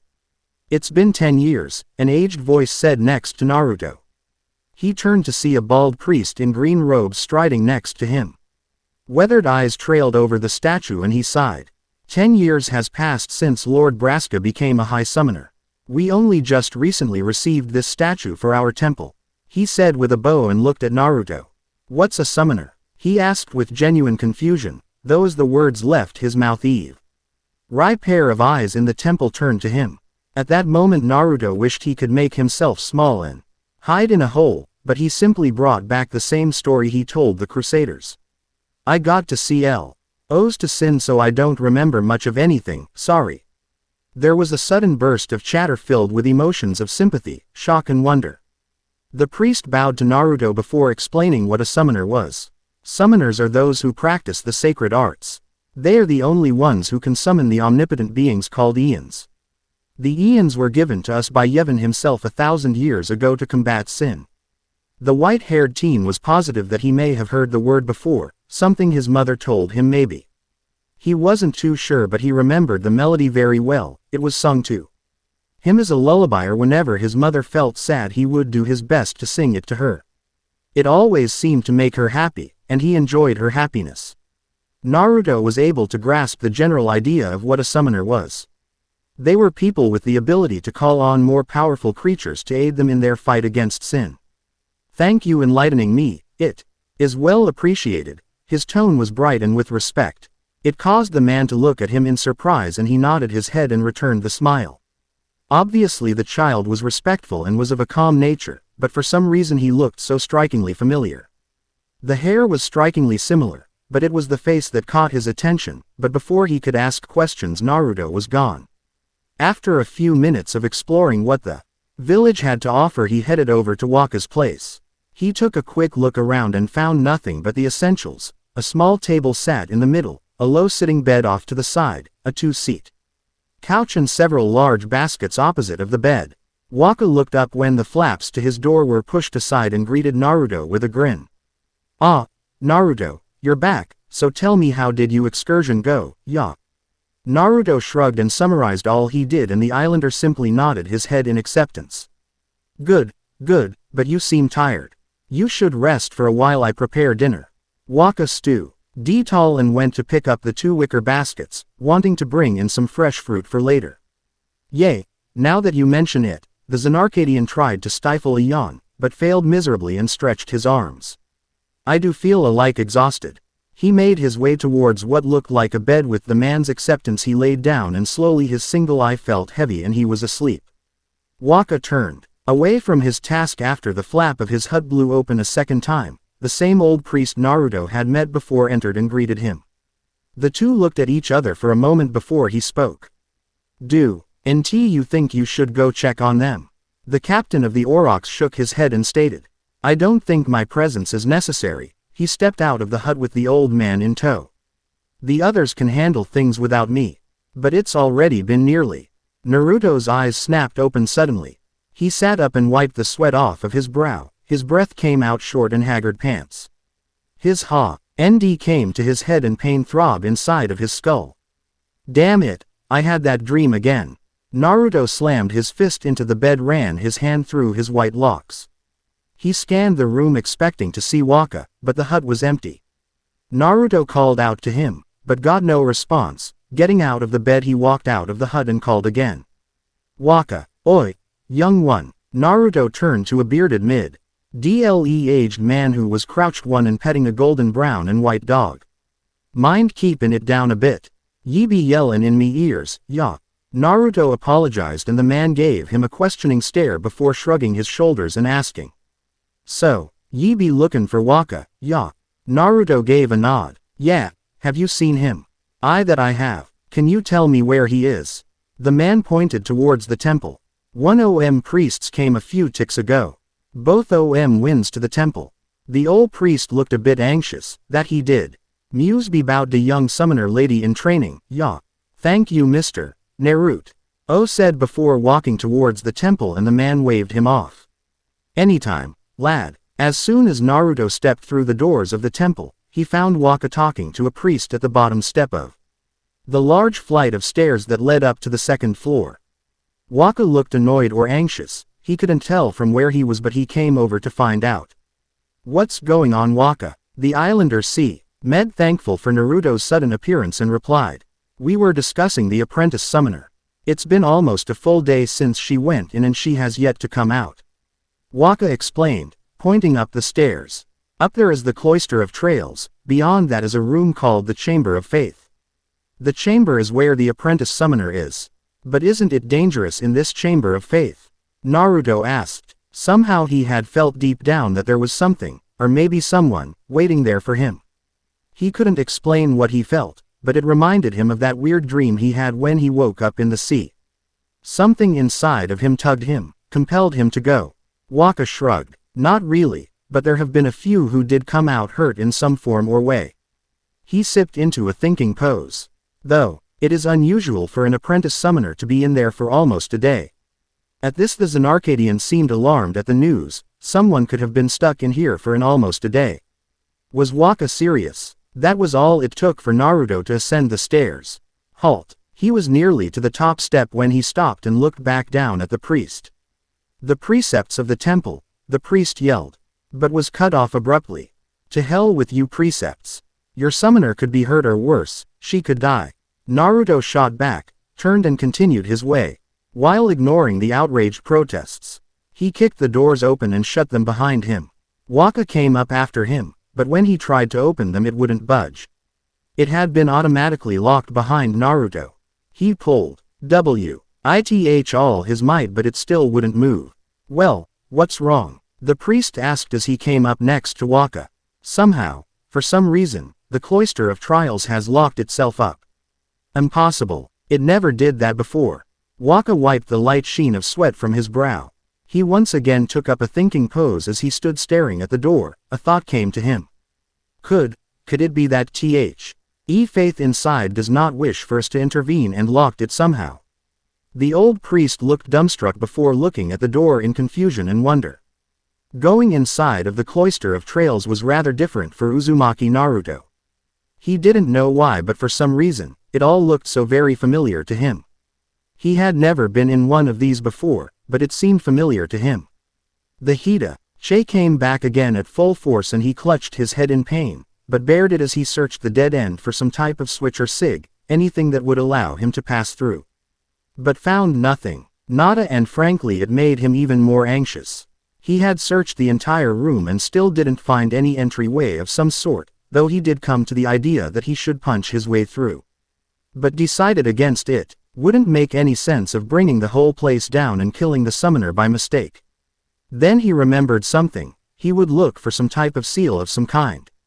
While he had lived on the island with her, she did teach him about the significance of seals and glyphs, along with a few other interesting tricks. But that had been ages ago, years when he was probably 9 or 10. But he could try to remember. Slowly but surely, he felt around the walls, looking for anything that seemed out of the ordinary. Like a niche or something of the sort, a switch maybe. The moment his back touched the wall, a faint glowing from behind got his attention. Naruto pushed himself off the wall and turned. A large glyph appeared on the wall. Naruto touched the glowing symbol tentatively. The glyph grew brighter for a moment before it disappeared and writing, which Naruto couldn't read, took its place. Out of the corner of his eye, he noticed that the same glyph was now on the wall to his right. He then touched the glyph on that wall too, thinking something might happen and he'd finally be getting somewhere. The glyph sank into the wall and a section of it lit up as Naruto stepped back. The light formed an arch on the wall as stone melted into iron. When the light died away, a large teal-colored set of double doors.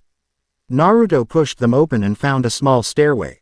Walking down, he saw a small clear crystal ball sitting snugly in recess in the wall. Naruto looked at it curiously. He doubted that it was there simply for wall decoration, especially since there were 3 glyphs glowing on the wall above it. One was light blue, purple and white. As he neared, the 3 glyphs then converged, forming a larger glyph, which sank into the small crystal ball. Sphere glowed white and Naruto picked it up and wondered what it could be possibly for. He looked down the next flight of stairs and saw that another set of doors at the bottom had a small lock that looked like the sphere would fit perhaps. Taking the sphere in hand, Naruto descended the stairs, heading towards the doors.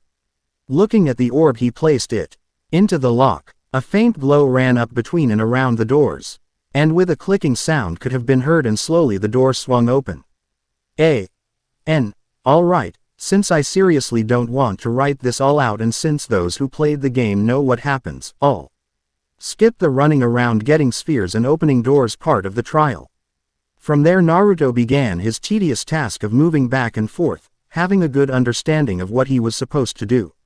He found several hidden rooms, one which he accidentally blew apart a wall to, which possessed a somewhat old, yet power-looking magical rod. 2 others had a blue and a purple sphere, a Besaid sphere and a destruction sphere, and the last had a stone pedestal that had a placed sphere already inside.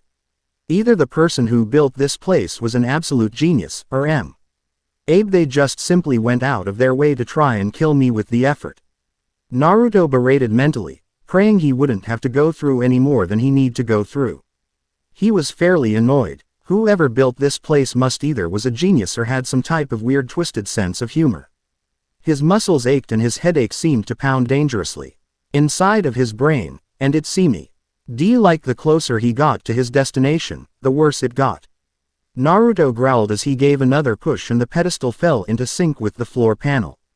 A clicking sound was audible and he watched it sink into the ground. Naruto. Quote. Naruto spun around to see a slightly irritated Waka standing just a few feet away, so he simply wiped the sweat from his brow and gave a stupid grin. What's up, Waka? Though the scowl never disappeared off of his face, Waka felt his anger seemed to ebb and flow away.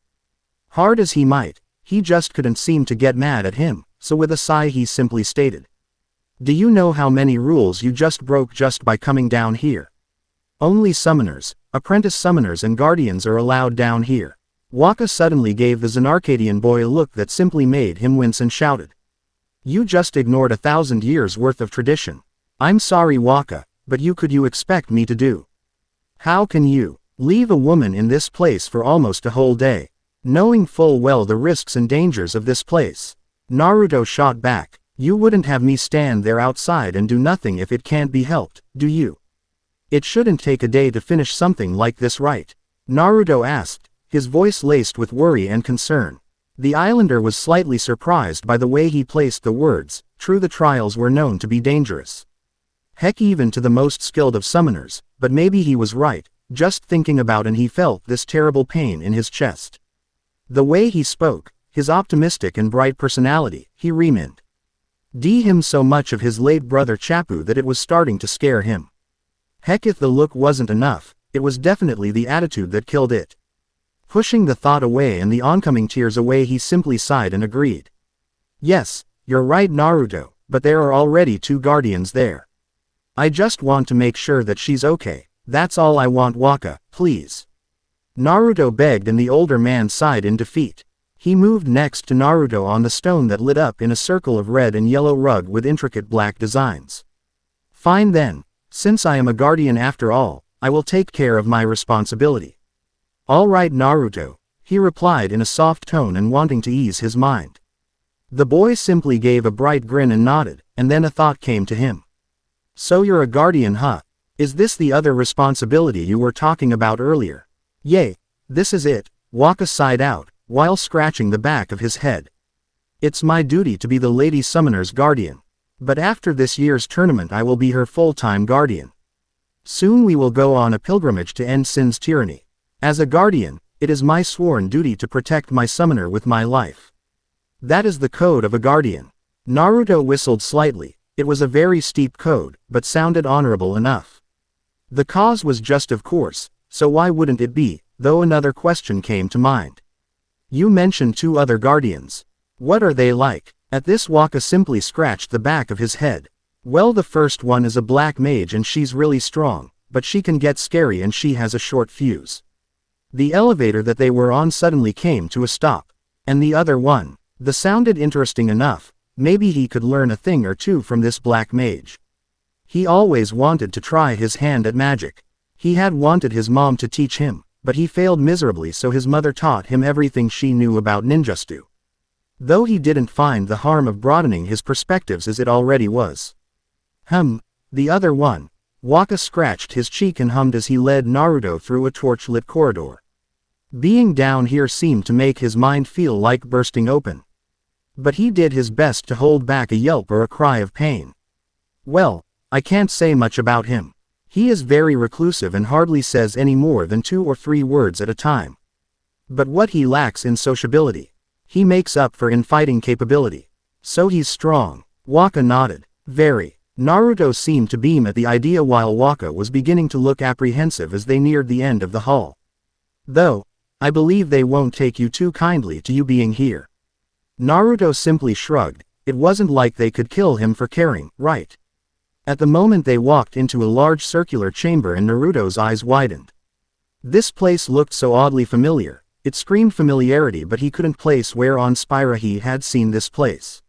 From the carpet, to the odd stone at the top of a large staircase, the craftsmanship was obviously beautiful, and there was a feeling of magic in the air. But suddenly he felt his headache come back with a vengeance, and he clutched his head and groaned, almost falling to the ground, but Wakka caught him, and asked, Naruto, are you okay? You don't look so hot. His voice was full of concern, like that of an older brother. I'm fine, Naruto replied, though his head did feel a bit swimmy. His vision was slightly blurry and there was a weird ringing in his ear, but he ignored it and was led by Wakka.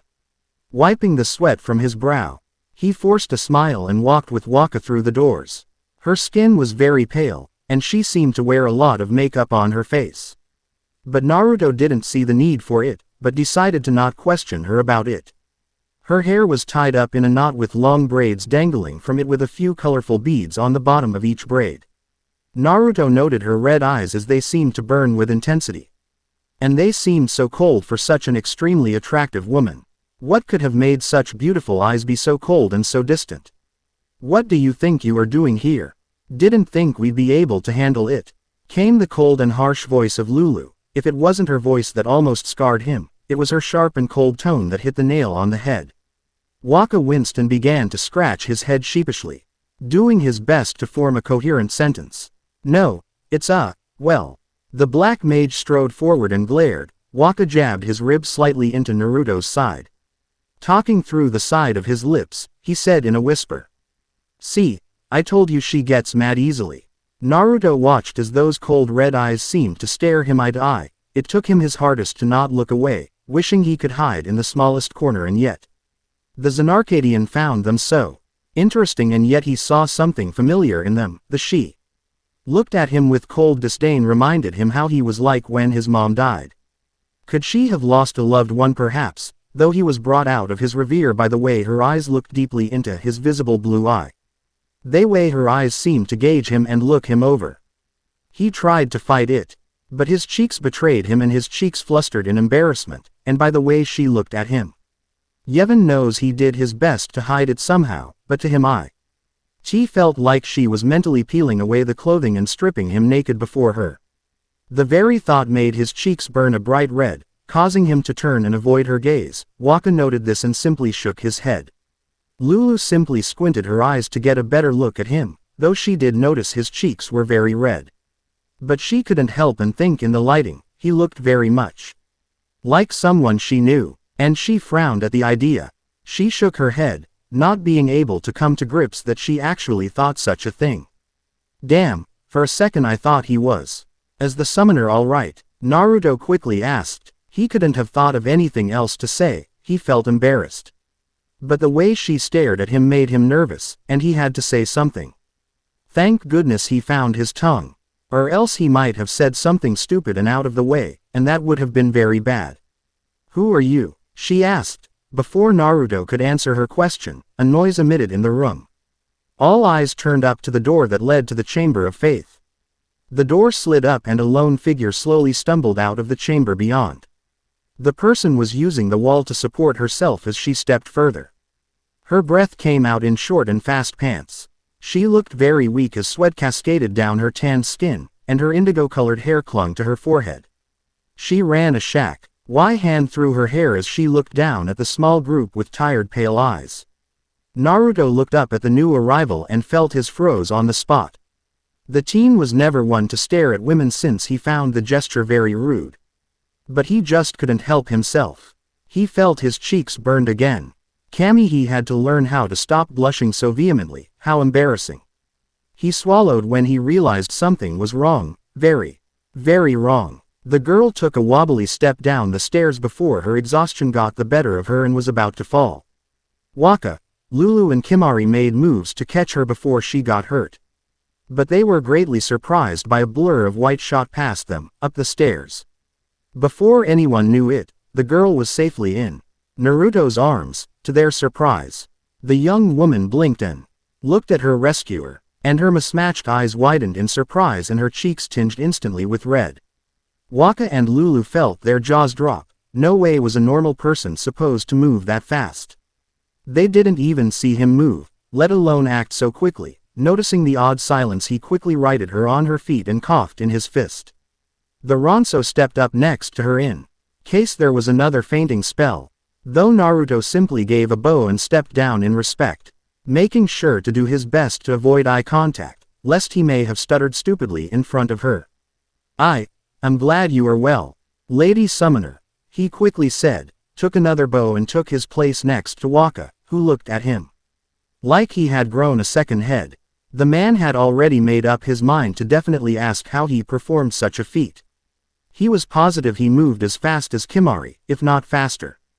The young woman caught her breath and smiled triumphantly. Confidence and assurance radiated off of her figure. I've done it. I've finally become a summoner. Morning rose over the clouds over the Isle of Besaid. Naruto opened his eyes and sat up on the bed. He found that Wakka was missing, figuring he was probably doing something extremely important. The white-haired male patted his stomach in content with the memory of eating so much, put a small smile on his lips as he remembered that the lead of the Aurochs told him that he could have all he could eat. Though they miscalculated his very voracious appetite, so he, Lulu, Yuna and the villagers were rather alarmed that their guest had practically eaten over 80 dishes of food in one sitting. Naruto knew that he could have eaten more, but he pulled away from the table and wanted to talk with the new summoner, Yuna. He could tell that she was going to be something special, and he got a good feeling about her. After stretching his stiffened muscles and spine, and headed for the door leading out to the village. On the way out and reached out and grabbed his sword that was resting near the door, and walked underneath the flaps to head outside. The teen stood in the village square where he had been speaking to Yuna last night. But he didn't hear the usual chatter of villagers or even children in the vicinity. So he chalked it up that the villagers were somewhere else for the moment, and decided to head to an empty forest close by. Not far enough that fiends would disturb him, but far enough where he wouldn't cause no heavy damage to valuable buildings and landscapes. He looked at his surroundings and gave a small nod to himself, and closed his eyes. Well, this is as good a place as any to get some work done. Slowly and meticulously he pulled the sword from its leather sheath, and held it pointing at the ground. His back was straight as he sucked in a low, steadying breath. An exhale left his lips, and that was his moment to strike. His eyes flashed open and he struck much faster than the human eye was capable of keeping up with. His knees were bent and his eyes were shadowed by his hair. He opened his eyes and let his sword fall back in place into the leather makeshift sheath. Suddenly trees, wood, and even stone had suddenly exploded in a flurry of dust and debris. The ground and at least a good portion of the forest around him was completely and utterly mutilated. It was as if an epic battle had been fought here and the landscape was struck hundreds of times over to get the result it was in. A reverie came to his mind, causing his eye to simply quake in his sockets. If you think that hitty flailing around you call swordsmanship is enough to beat me, then you're poorly mistaken. The voice of a woman resonated in his mind. You think you can beat me, even when you couldn't even save. Shut up, Naruto shouted. His face was flushed in complete anger and rage. His body was racked in pain and exhaustion. Hundreds of cuts and lacerations adorned his body as he fought to keep standing. Blood spilt heavily across the grass, turning it into a dark shade of red, but yet again he charged. Even as he felt his bones simply creak and shatter from the very strain of the activity in its LF, he still charged and made to swipe at her midsection. The need of wanting to slice his opponent in half for what she did meant more to him than his own health. The action was easily sidestepped and the boy was rewarded for his efforts with a vicious chop to the back of his neck. He fell to the ground, his sword skittered across the ground away from his person. Naruto looked through his bloody, wavering vision as he tried in vain to reach the weapon. His body jerked sharply where it laid, and a blood-curdling scream left his throat. His hands gripped the dirt for what it was worth from the very pain of it all. Several inches of bloodied steel were protruding from him, pinning him down into the earth itself. He felt a hand grab a fistful of his hair, pulling back so hard that he could feel it ripping from his very scalp, forcing him to look ahead of him. Look, damn you, look. This is what you've done, boy. This is what happens when you don't listen to me, and when I give perfectly clear instructions for you not to create other attachments besides us. I mean it. When I say kill, you kill. When I say do something, you obey. No doubts, no hesitation, no questions, obedience. Do you understand the word? You know nothing. You are nothing. I gave you life and by the all-powerful I'll take it away from you if I must. This is what you are. You are weakness. You are filth. You are the blood bubbling from that girl's mouth. Naruto looked across the grass he laid in and the sight before him broke his heart. Angry sobs left his throat. He thrashed about even when his body was impaled into the ground, doing his best to look away. But the woman's grip was like steel, and the sword slid further down to the point where the guard was pressing into the back. Agony, pain and loss ripped through him unlike anything else he'd ever known. No, look, this is what you've done. This is your failure. This is what your feelings do to others. Do you understand? Whoa, a voice said in complete surprise. Naruto was pulled from the dark memory that had been dredged in his mind. and he turned around found a very shocked and surprised Waka staring at him with complete astonishment. His hand brushed his hair out of his face. And he simply looked at the older man. "I apologize, Waka. Did I happen to disturb you by any chance?"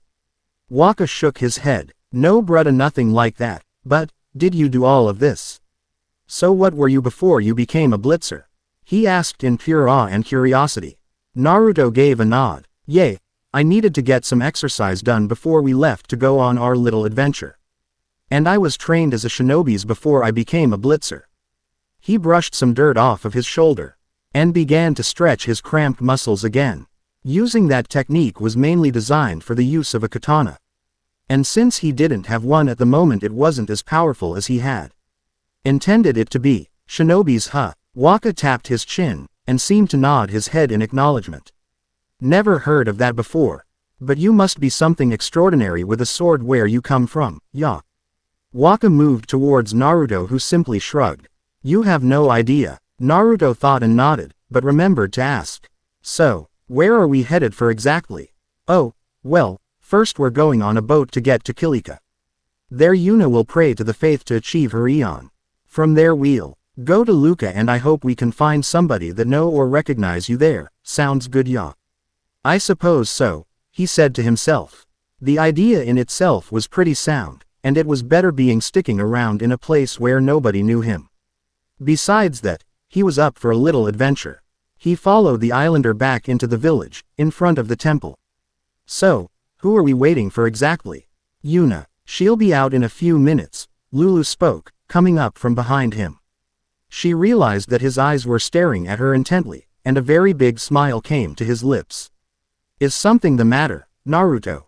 she asked. "Oh, nothing. Just that I'm not used to seeing an alluring woman so bright and early," he spoke out honestly as he scratched his head sheepishly, though he didn't realize that Lulu's Ace suddenly felt hot at his words and she wasn't too sure how to respond to that. "Hey, don't you get no funny ideas." Waka grabbed Naruto's head, placing him into a headlock, while burying his other fist into his skull. Complete invasion of personal space. Naruto let out. His hand opened and he pinched the man's side sharply, not enough to kill a person, mind you, but enough to cause some mild discomfort and release him from the hold. Waka suddenly remembered the reason he had been looking for the teenager since he wasn't back at his house. He snapped his finger. "Oh yay, before I forget, I got something I want to give ya." Naruto and Lulu watched as the older man ran inside of his house, and a moment later came back with a treasure chest. He could tell right away that it had seen better days. Given all of the dust and cobwebs that practically covered it, Waka rested it down on the ground and simply pulled out a small gold key, which he used to open the box. Naruto watched in complete and utter surprise as Waka seemed to slightly struggle with what appeared to be a katana he pulled out from its resting place. The sheath was purely black and seemed to shone brilliantly in the sunlight. The teen was greatly surprised when Waka laid it in his hands. He quickly pulled the blade from its scabbard and was rewarded with one of the most beautiful blades he'd ever laid eyes on. The blade of the katana was black as night, with trails of crimson on the side from the hilt up to the blade's edge, and its handguard had flower-like edges. "Whoa, you're giving this to me? Are you sure?" Naruto asked in complete surprise. He noted that just by feeling the handle that the blade itself was obscenely and incredibly heavy, but the quality of it was simply magnificent. "Yay, I'm pretty sure that you would have better use for it than me." Waka watched as Naruto simply tested it out before his very eyes. He saw the appreciation and excitement burn in his eyes and inwardly he felt happy, though Lulu on the other hand was simply and utterly stunned at what had just happened in front of her. "Isn't that the sword you gave Chappu? He never got around to use it, and it makes sense to give it to someone that's able to use it rather than for it to simply rust away underneath my bed." Waka gave a shrug. Naruto placed the sword in its sheath and he turned towards Waka. He saw a faraway look in the man's eyes, as if he was remembering a memory from long ago. "It's been 10 years, huh? 10 years since Yuna came here and the last calm started." "The calm?" Naruto asked, puzzled. "Since then she's been like a little sister to Lulu and I." Waka turned to Naruto. "But she always had the talent. She became an apprentice." Though something in the way he said it seemed to puzzle the snowy-haired boy. Something in the way he spoke struck him as odd, but he didn't know why. Now, today she leaves as a full-grown summoner, Wakka said with a smile. This is our journey, and as such we will all leave together, Lulu spoke finally. Something hard struck the ground, causing everyone to spin around towards the temple, sparing the sight of Yuna panting slightly from carrying a rather large suitcase, which was roughly 3 times her entire body weight and half her height in total comparison. Lulu couldn't help but shake her head at the younger woman. You really don't need all of that luggage, Yuna. But they're not all my things, Yuna said. She poked her index fingers together, feeling sheepish and simply out of habit. They're gifts for the temples we're going to visit. Yuna, you should know better than that. Wakka folded his arms and gave her a look that seemed to make her shrink slightly. This isn't a vacation, Yuna. You have to remember that. I guess, Yuna started, though she felt downtrodden. Oh, come off of it, guys. Naruto spoke out loud, which caused Yuna to jump in surprise. But the teen simply placed his palm on her shoulder, and gave her an assuring look. If Yuna wants to bring a few extra things along with her, then I really don't see the big deal, and it's not like it's going to kill anybody. Wait, wasn't he just in front of me? Wakka thought as he blinked. And so did Lulu. They watched as he knelt down and made to pick up the luggage with a hand and slung it over his shoulder like it was a sack of potatoes. I'll carry it for you, Yuna. No sweat. He offered a confident and assuring smile to her. Her face felt hot and shook her head. No, it's all right. I don't wish to trouble you or anything, she said. Don't worry yourself so much. It is what you desire, so it's but a small thing to me. He stepped forward, followed shortly by the group of 3. They made it towards the halfway mark when Yuna turned around, and Arma smashed took in the details of the small, quaint village she known just about all of her life. This very place had so many memories, and she was a bit sad to leave it, but gave what Naruto reckoned. Ized is the symbol for victory back in Zanarkand. Yuna turned towards the shinobis and gave a small smile, and they continued to proceed out of the village. The small group of 4 walked out of the village and proceeded to wander the gravel-like trail, when suddenly a brown wolf shot out of the bushes. A look of hunger and primal instinct was on its face as it snarled viciously at the humans in front of it. Wakka pulled out his ball, while Naruto simply held his sheathed katana in his hand with his knees slightly bent. Here's a fiend for ya, Naruto. Why don't you try out that sword I gave ya? Wakka asked. Naruto nodded and turned his eyes towards the wolf. Already the being cleared up some serious distance in such a short amount of time. It jumped from its position and made to tear out Naruto's throat. But its eyes widened in shock as its tasty treaty blurred out of its line of sight at the last moment, and the last thing it was able to hear was a slight clinking sound of a sword ring its scabbard before it burst into a stream of light. The blade itself is massively heavy but allows the user to unleash their true damage potential. It throws my control off a bit, but with some practice I can do some serious damage with this thing. Naruto gave a small smile before spinning the entire sword and nestling against his waist. Holy Yevon, I thought only Ronsos could move that fast. It was so fast that I was barely able to keep up with it. He keeps fighting like that and he'll be a guardian in no time. Wakka looked up and saw that a flying fiend suddenly came out of nowhere. And a devilish smirk came to his lips. Alright, my kind of customer. He gave an exuberated whoop. With accurate aim he threw his blitzball, hitting it squarely in the head, and with a boomerang effect it went back towards its owner, and the bird creature also burst into a slew of lights. Nice shot. Naruto spoke with a grin. Thanks. They continued forward again, all the while they were simply ever vigilant and kept an eye out. Just as they made their the steep, stony path, a jelly-like creature appeared out of nowhere. It was short, clear and blue with yell-beady eyes in the midst of its darker blue, and had veins inside of its body type. I don't think I've ever seen that monster before, Naruto noted out loud. It's a water flan, which could spell trouble. Alright, let's get this over with. Wakka tried to warn him, but was too late. Naruto had jumped ahead and landed 2 successful cuts against the beast, though it was harmed considering its haggard appearance, but frankly it did not die. Damn, should I have put more force in my swing? Naruto asked Wakka, who in turn shook his head. If you can't beat them down physically, then you'll have to use magic against an element they don't like, get it? I think I understand what you're saying. But why don't I just finish it off now? He replied adamantly, but Waka gave him a look and rolled his eyes. Why Dawn? We just let our black mage handle it, Waka said, and Lulu simply stepped up. Clueless boys, she spoke and clarified. There are 4 types of magic elements. Fire, ice, thunder and water. These 4 elements can be used against fiends. However, each can be used as a strength and a weakness for different fiends. For example, fire spells are strong against ice fiends as are ice spells against fire fiends. Do you follow, Naruto? Yeah, I get it, but can the same be said about for water and lightning? Water and lightning are opposed as well. Since this is a water fiend, then that means, Lulu let on and watched as Naruto's body shrunk to that of a chibi and his eyes simply took the shine of a school child who was given yummy piece of candy. Oh, I know, it's lightning, right? That's very correct, Naruto. She petted him on the head, though that was before she gave the water flawn a vicious look. The fiend felt a large amount of murderous intent sent its way and made to run away. But Lulu simply raised her hand into the air. A blue flow of energy was visible in her fingers and was present for the Zanarkadian to see. So that's what magical energy looks like. It sort of feel like chakra, but yet it doesn't. In a way you could say that it's chakra's sister, Naruto thought, and watched with immense interest as she swung her hand down.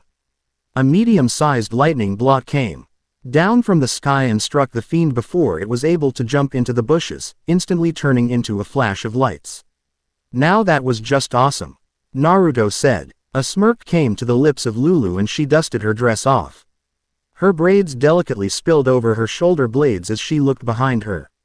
Shall we go? Naruto grinned and everyone continued their slightly long trek, and finally came up to what appeared to be a cliff that showed an absolutely stunning and amazing view of the entire village. Lulu glanced over at her charge, and placed a comforting hand on her shoulder. Take your time, Yuna. Yuna glanced over the village with her mismatched eyes, and she felt a slight ache in her chest.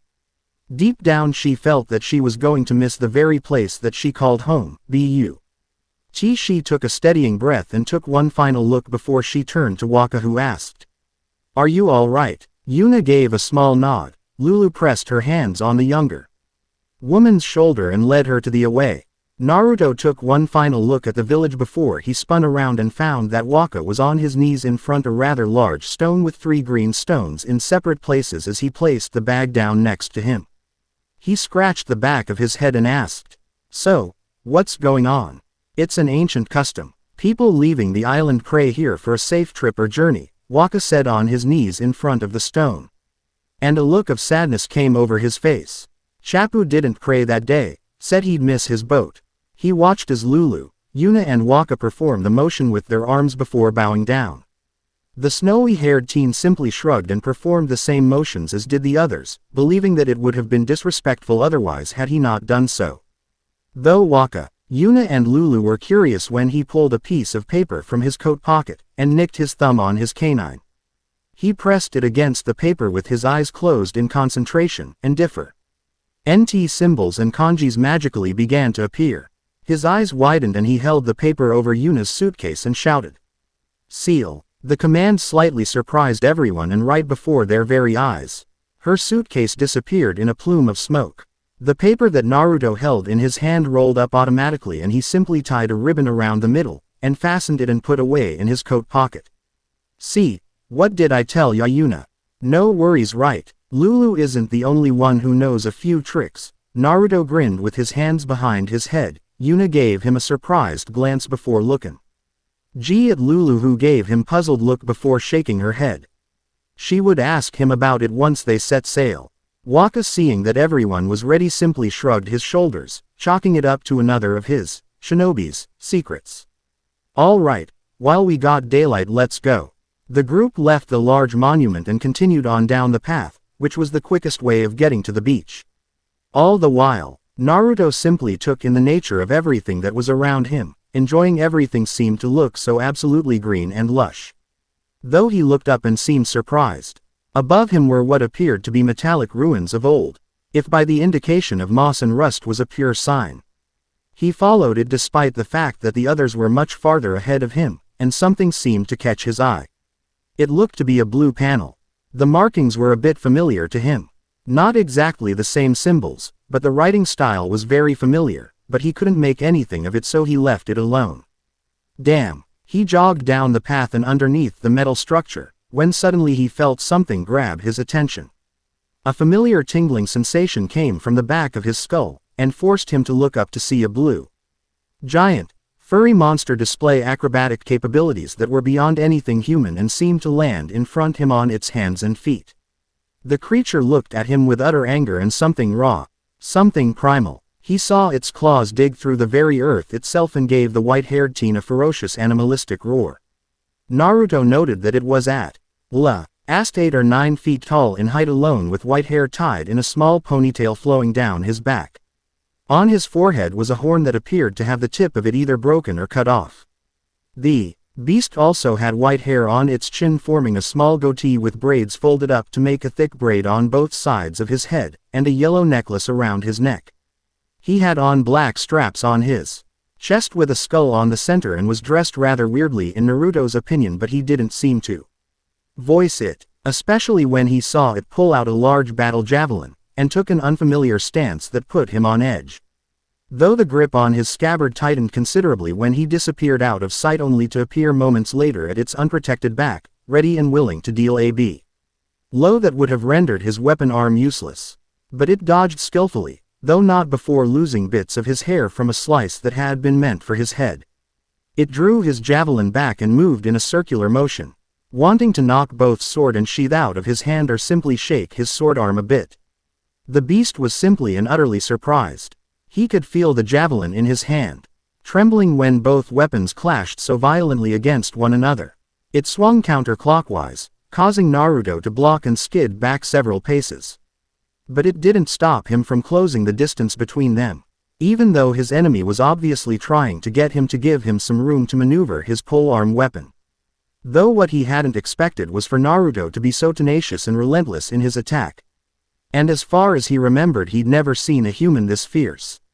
Naruto sliced at his midsection, but the beast simply blocked and was pushed backwards several feet, and the teen made to clear the distance once more and tire him out. But his opponent was not going to give him the advantage of a close-range battle, and at the rare this was all going, this kid was definitely pushing him to his limits and maybe even beyond what he had expected from the beginning. Though he surprised Naruto greatly when he jumped back several feet, only for him to run forward while stabbing the ground with his javelin and simply used it to catapult him into the air.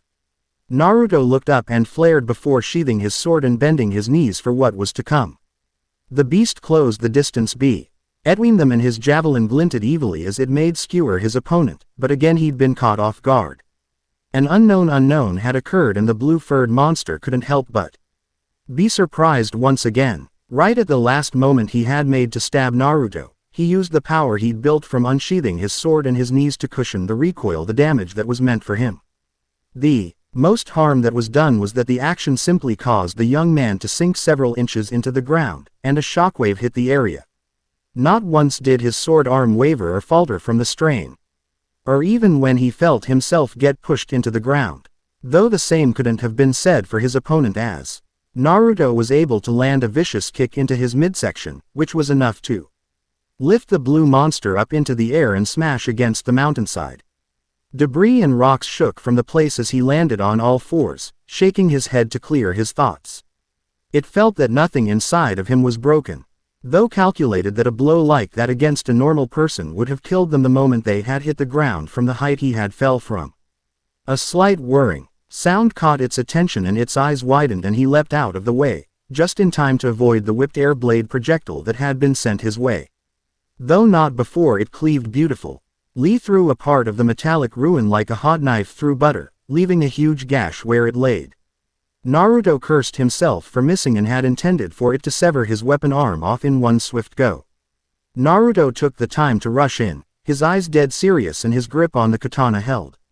His opponent was panting, minutely, but panting nonetheless, and he made to finish him off with one blow that he would have never seen coming. "That's enough," a voice called out of nowhere, causing Naruto to look up, and found that Waka was right behind him. The beast got out of his stance and brought the back of his hand up to wipe the blood that was slowly dribbling down the side of his gashed lip. Waka walked up and touched the big guy on his shoulder, and a silent message of some sort passed through the two. The blue, furry monster turned around and started walking away, though not before he looked over his shoulder at Naruto. A look of acceptance and respect shone in his eyes before he made to leave. "So who exactly is he?" Naruto asked as he stepped towards Waka and Lulu. "His name is Kimari Ronso, of the Ronso tribe. He learned the fiend's way of fighting." Lulu replied, getting a confused look from the white-haired teenager. "He's another of Yuna's guardians," Waka finished. "Really?" Naruto tapped his chin in thought, and said, "Weird guy." At that Yuna simply giggled at the funny expression that was practically lit up on his face. "Sometimes we don't understand him either. He doesn't really talk much anyway." Yuna held a smile while placing her hands behind her back. "But he has always protected. Even when I was simply a child." She moved aside of the Naruto as they began walking down the path. "So, him jumping me out of nowhere was like a test or something?" he asked, causing Waka to nod at him. The boy ran his hand through his hair and gave Waka such a cold look that it merely left him frozen in place and an involuntary shiver ran down his spine. Had not known recognized him from being present inside of the temple when Yuna nearly fainted, my friend would have caused him serious injury. "I won't ask twice, but don't make that mistake twice, otherwise it will be on your head." Waka quickly nodded his head so fast that Lulu thought he would have had a whiplash if hadn't stopped. The answer seemed to satisfy him and they continued walking along the group, and the air of hostility seemed to simply vanish between Waka and Naruto and they continued their walk. Though Yuna was a bit curious about how Naruto's unique fighting style and simply by the way he carried himself. Her head tilted as she looked at Naruto's sword arm. "Where did you learn to fight like that, Naruto?" "I learned by training under my master ever since I was born, thou. It has been a long while since I've been able to get my hand on an okatana. But I guess she was right after all. Once you've learned the way of the sword you can never forget," Naruto said, thumbing the handle lightly. Lulu asked. "My master, the one who taught me everything I know, was the woman who gave me life. Her name was Rogue," he stated, though Lulu noticed by the way his eyes shifted. And figured that the topic was a sore one for him, judging by the way he seemed to shift uncomfortably. But Waka, not being one to catch things quite as quickly, couldn't help but ask. "You said was, so she's dead?" The teen gave a simple nod of the head. "Yay, she's dead. Been dead for a while now, though I did learn a great deal from her during the time she was alive. She was a tough person. Impossibly hard to please and wouldn't accept anything less than perfection, but that's to be expected I guess." His voice was calm, much too calm even for him and forced. "How did she die?" Waka asked. "I'd rather not talk about if that is all right with you, Waka. I'd rather let sleeping dogs lie," he replied simply. His voice was void of emotion and his grip on the handle nearly turned it to splinters in his hand. The memory that had plagued his mind earlier made to surface in his mind, but Naruto shook his head, pushing it away, and he smiled. "Anyway, let's get going before we miss out boat."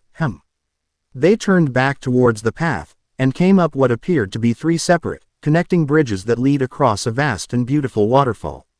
They were about to make their way across when a weird sound came to Naruto's ears, causing him to look up. He tilted his head to the side and spoke up. Guys, I don't think we're alone." Everyone looked up at the giant bird-like fiend, and watched as drool seemed to drain down its hungry, vicious-looking fangs as it flapped over their heads. It would appear to be a condor," Lulu gathered, easily recognizing the creature. "Should I kill it?" Naruto asked, already thumbing the blade from its resting place, but Waka shook his head. "Nah, why don't we let our summoner have a go?" Waka turned to Yuna, who simply stepped up besides him.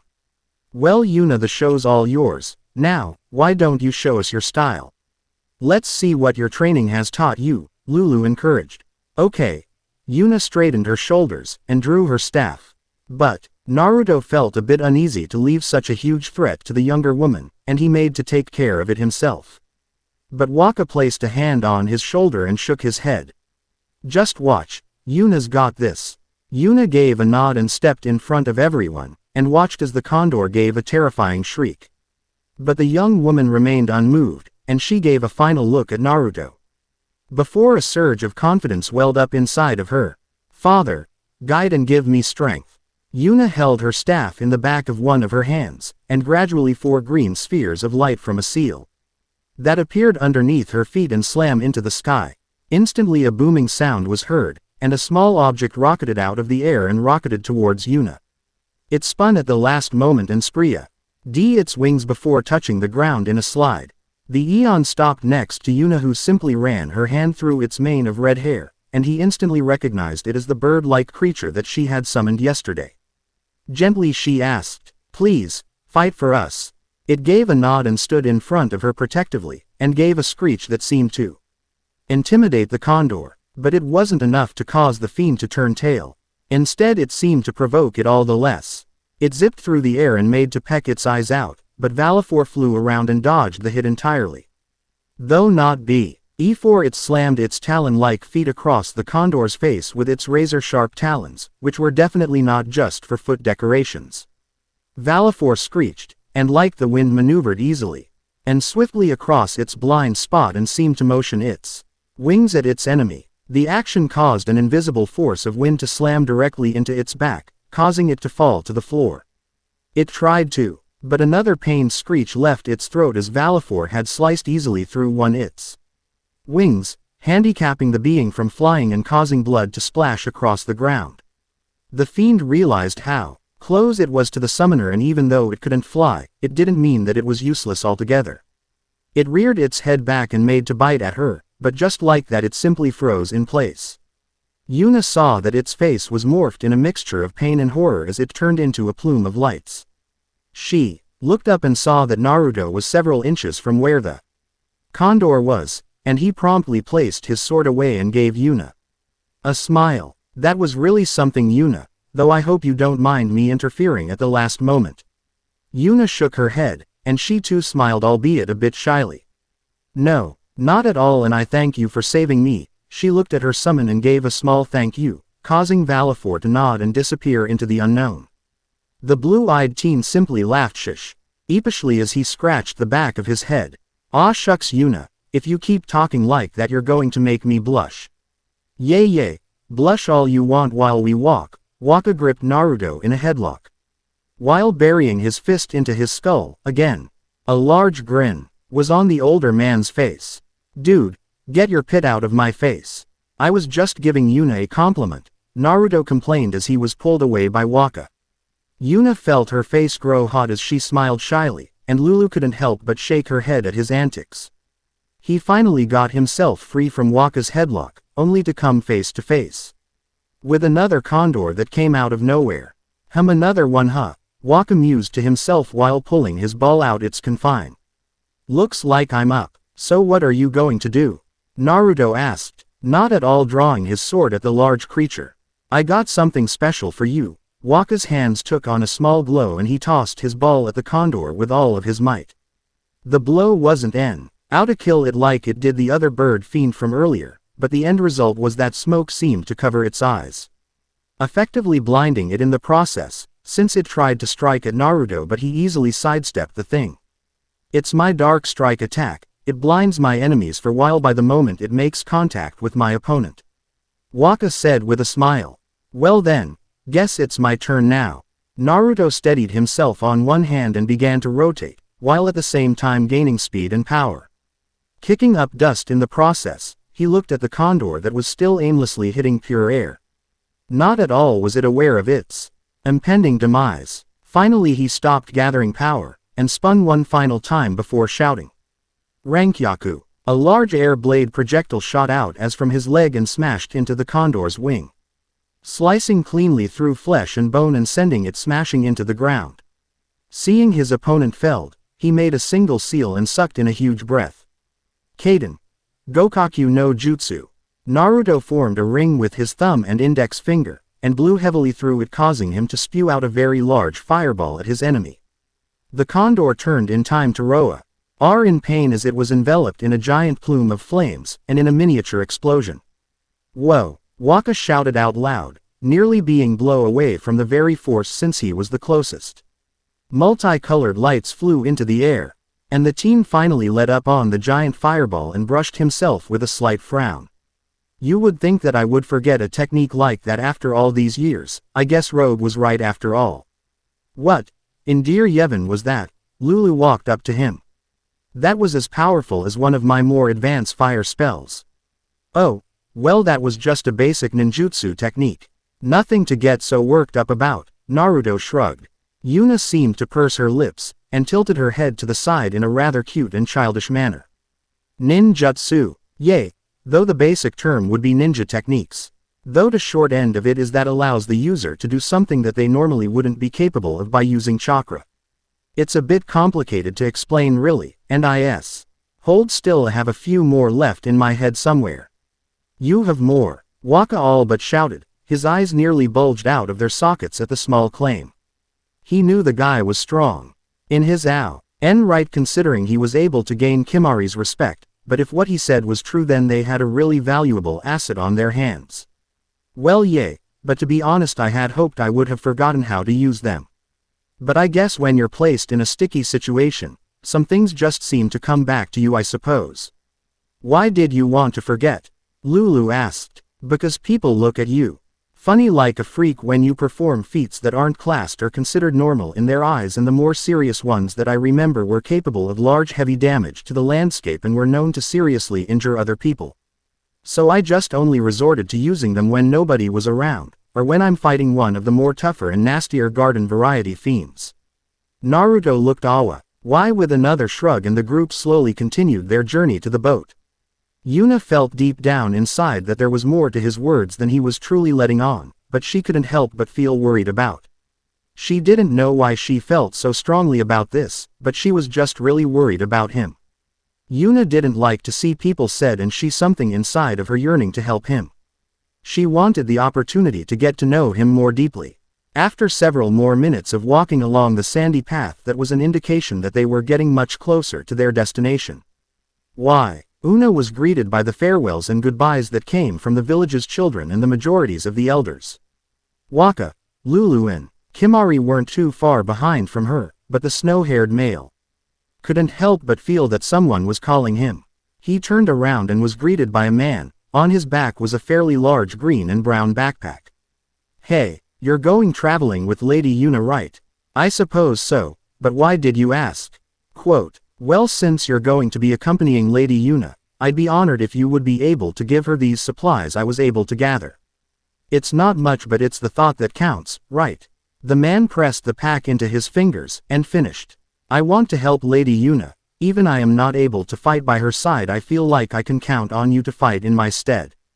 Please protect Lady Yuna. With that, the man left, and slowly more and more people began to gather round, placing similar gifts and offerings in his arms, while expressively encouraging him to protect their Lady Summoner. He could tell that these very people loved her with all their hearts, and it moved him, when they finally gathered around the boat along with Waka, Lulu, Kimari and Yuna. He watched sadly as a small boy cried in Yuna's arms as she told him goodbye. Something about the way these people weep and cry for this young woman made something fierce churn inside of him. A desire to protect her from danger and all that would stand in their way on their journey burned in his visible eye, and he promised internally that he would let nothing bad happen to her so long as he lived. Lady Yuna looked at the masses and people that had gathered out to see her off, and she mentally reminded herself to be strong. She needed to be strong for her people and for the future to come. And it wouldn't do for her to burst into tears in front of them. But Yuna was after all a woman, a strong-willed woman that stood tall and proud for her people and for their dreams. She swept them a bow, and bid them goodbye. The end. Remember to subscribe and like this video. See you in the next video.